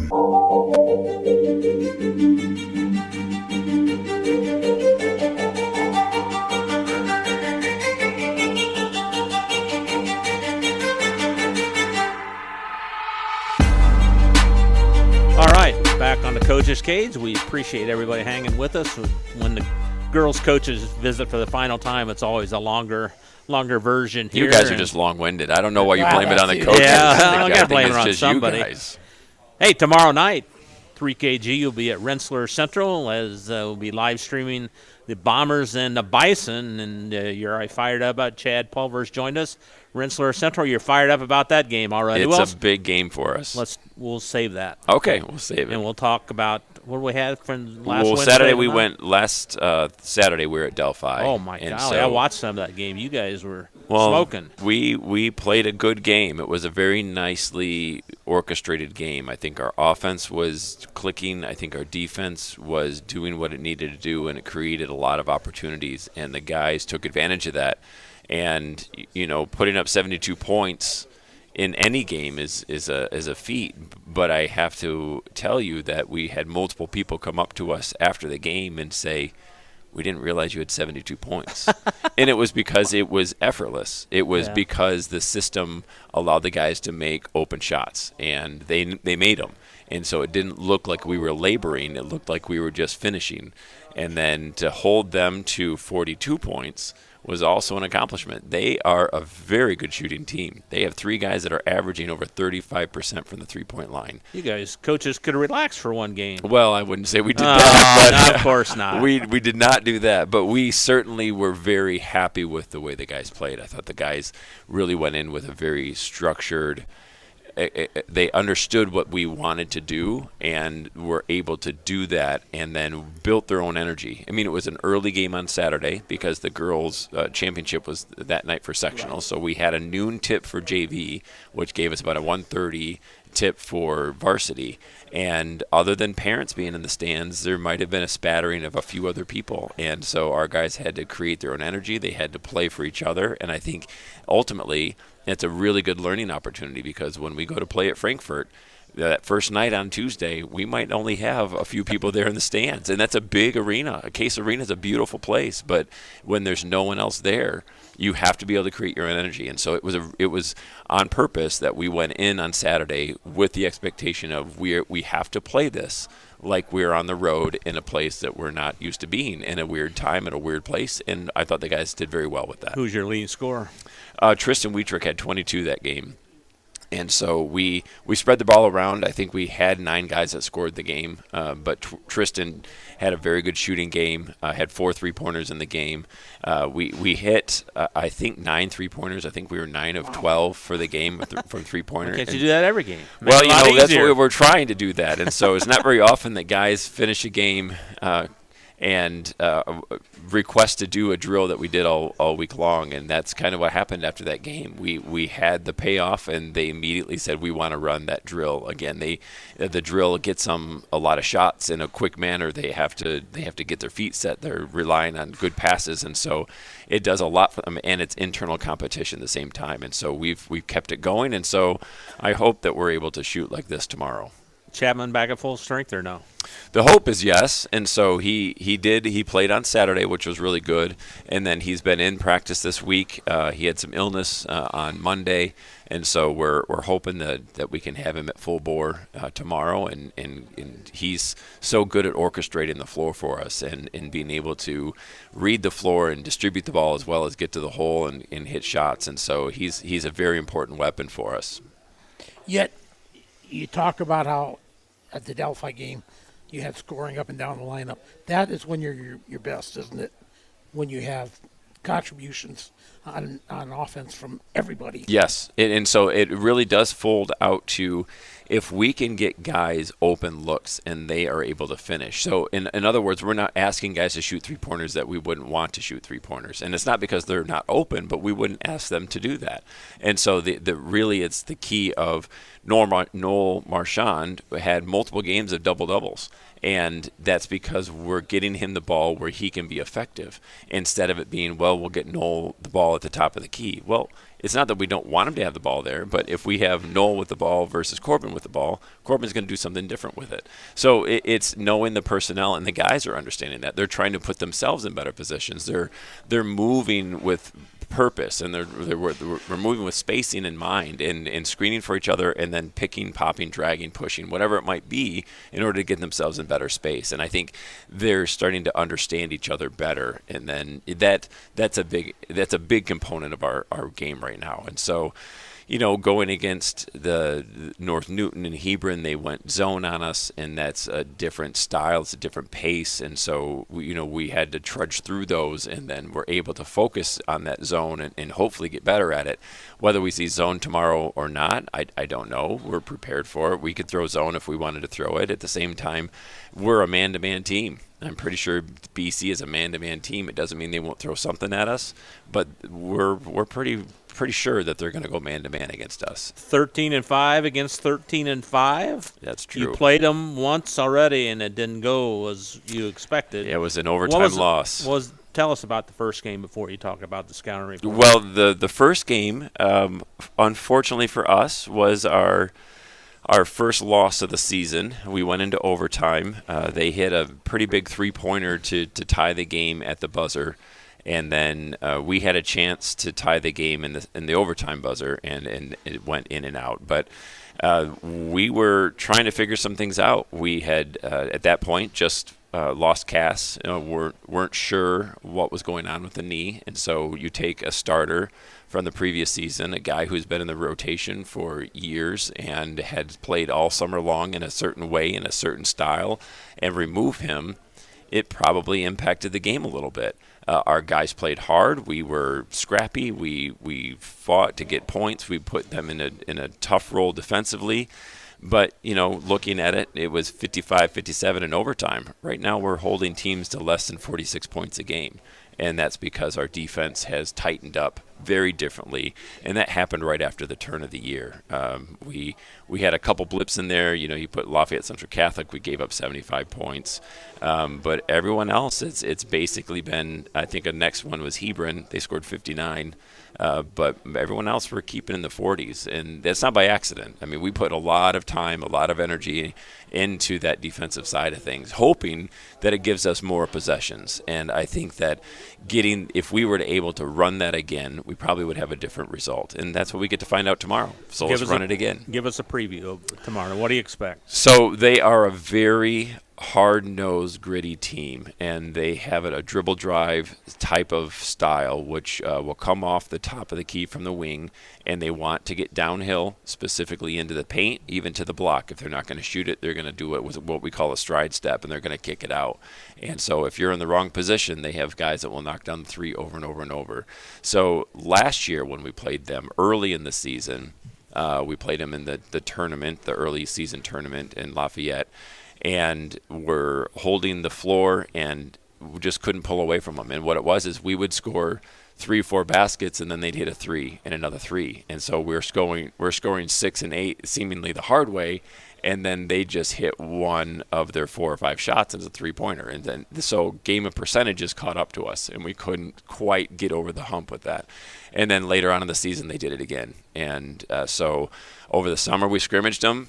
We know them very well. And then to play in the early season, we got a good feel for it, meaning we know what to expect. So what we have to do is we have to prevent them from easy driving.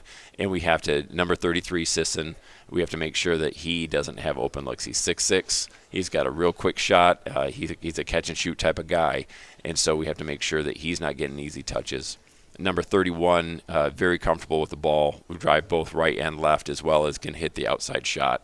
And then 24, 0, and 4 all are very good on the bounce. And 24 specifically likes to go baseline.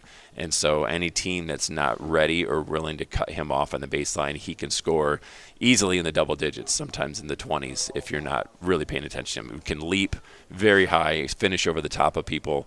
And so we have to make sure we have to be on our best game tomorrow. This is not a game where we can come in and have, multiple mistakes or give up the ball or not get loose balls. We need every possession in order to close these guys out. On offense, have you had enough assists per game team-wise? Yes, actually, when we're playing some of our best ball, we're getting many assists, and so it may not come from one guy. We might have 2 or 3 guys with 3 or 4 assists, but we'll take that anytime. And so that really plays to our guys seeing each other and trying to distribute the ball. We haven't caught the skippies, which is where you pass it when you should be shooting it, and so I'm open, but I'll throw it one more time, and then it gets tipped or bobbled. We really are. It feels like to me right now, we're playing with the purpose of we're going to beat you. And if that means that I have to shoot this shot because that's what my teammates need, then I'm going to shoot this shot. And if I need to pass it because it's a better shot, then I'm going to pass it. But with the intention right now, it seems very deliberate by our guys that we are attempting to win every possession. And that feels very, very good for us. This game tomorrow night has huge Hoosier Conference implications, doesn't it? It absolutely does. So if we're able to win tomorrow night, that puts us 3-1, and that puts BC 3-1. So head-to-head, we would win the tiebreaker. The issue is that, as I mentioned in early January, we did lose to Lafayette Central Catholic. They beat Lafayette Central Catholic. And so if Lafayette Central Catholic ends up beating West Lafayette on Friday night, the day after we play, then by tiebreaker, the Lafayette Central Catholic tiebreaker would put them ahead of both of us and puts us probably in second place. If we lose, we're out of it, and we're probably dropping to third. But if we win, we need help, and then we could represent the west side against Tipton in the crossover, which is a week from Friday.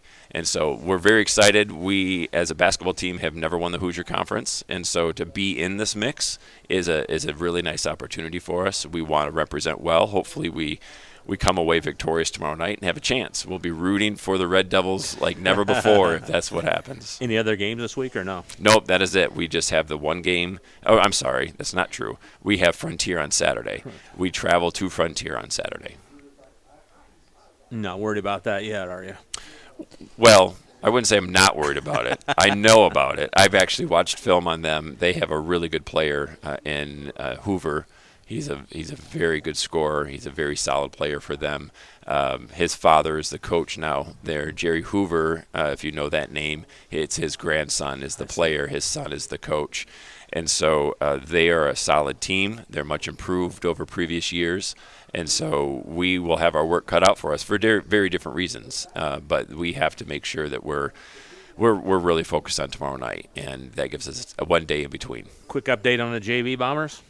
JV has continued to play really well. One of the hexes or curses of being a JV squad is when you have someone who's playing well, they lose JV time. So, but we've continued to play well. We have a good set of freshmen and sophomores who are really holding down the fort there, and that has been fun to watch them progress and to see how well they're playing. I believe that we're 13-5, and they may be 11-4. I mean, they're doing well. They're double-digit wins right now.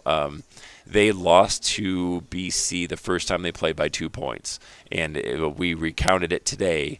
And at that time, they had multiple guys out with illness or injury. So we hope that they have a good game tomorrow and are able to get that win back. 2 revenge games for the Bombers. It certainly feels that way. Chad, we'll see you tomorrow night. Come up after the game if you could. Okay, thank you very much, guys. All right. Thanks, Coach. Chad Pulver from the Rensselaer Central Bombers. Back to wrap things up here on 3kgthecage.com. Hi, this is Chuck Clark with the Underwood Insurance Agency, formerly Preferred Insurance Group. Are you tired of being sacked every month with your auto insurance bill? Do you feel you just pay your premium to your agent and never hear from them? We at the Underwood Insurance Agency work with over 10 insurance carriers to get you our best rate and coverage we can, and we pride ourselves on serving our customers like they are our family. We are conveniently located in Remington and Lafayette. We can be reached at underwoodagency.com. Reach out to us to score big savings. Working with our customers has been Kentland Bank's trademark for 87 years. We're dedicated to making your visit a lasting one, and helping you achieve your goals is our #1 priority. With 5 locations, Kentland Bank offers all loans needed for today's businesses and families, including car loans, mortgages, agriculture, and commercial loans. We're here to make your busy life less hectic by offering online and mobile banking, bill pay, and P2P payments. Member FDIC and equal housing lender. After a hard day's work or play, it's time for some relaxation, and there's no better place than Unwind on Front Street in Rensselaer. For massage therapy, facials, spray tanning, yoga classes, and wellness, stop by Unwind. They also offer student-athletes 30-minute massages for $25.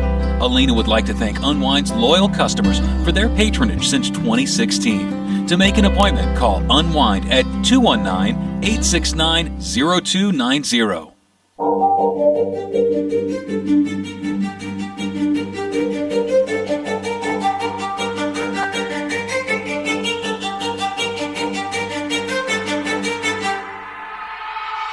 Oh, man. Scotty, we got to get out of here. It's almost closing time here at Arnie's, so thank them for all the work they do. Thank all the coaches for coming in. And tomorrow night, Benton Central, Rensselaer Central, 6:45 pregame right here on 3kg.com.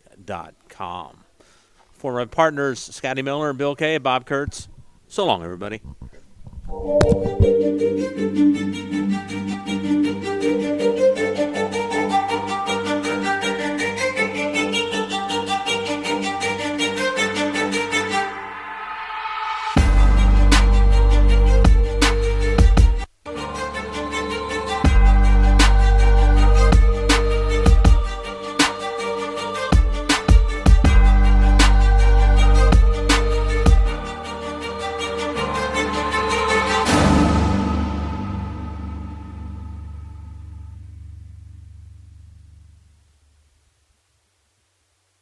The proceeding was a presentation of 3KG Community Broadcasting.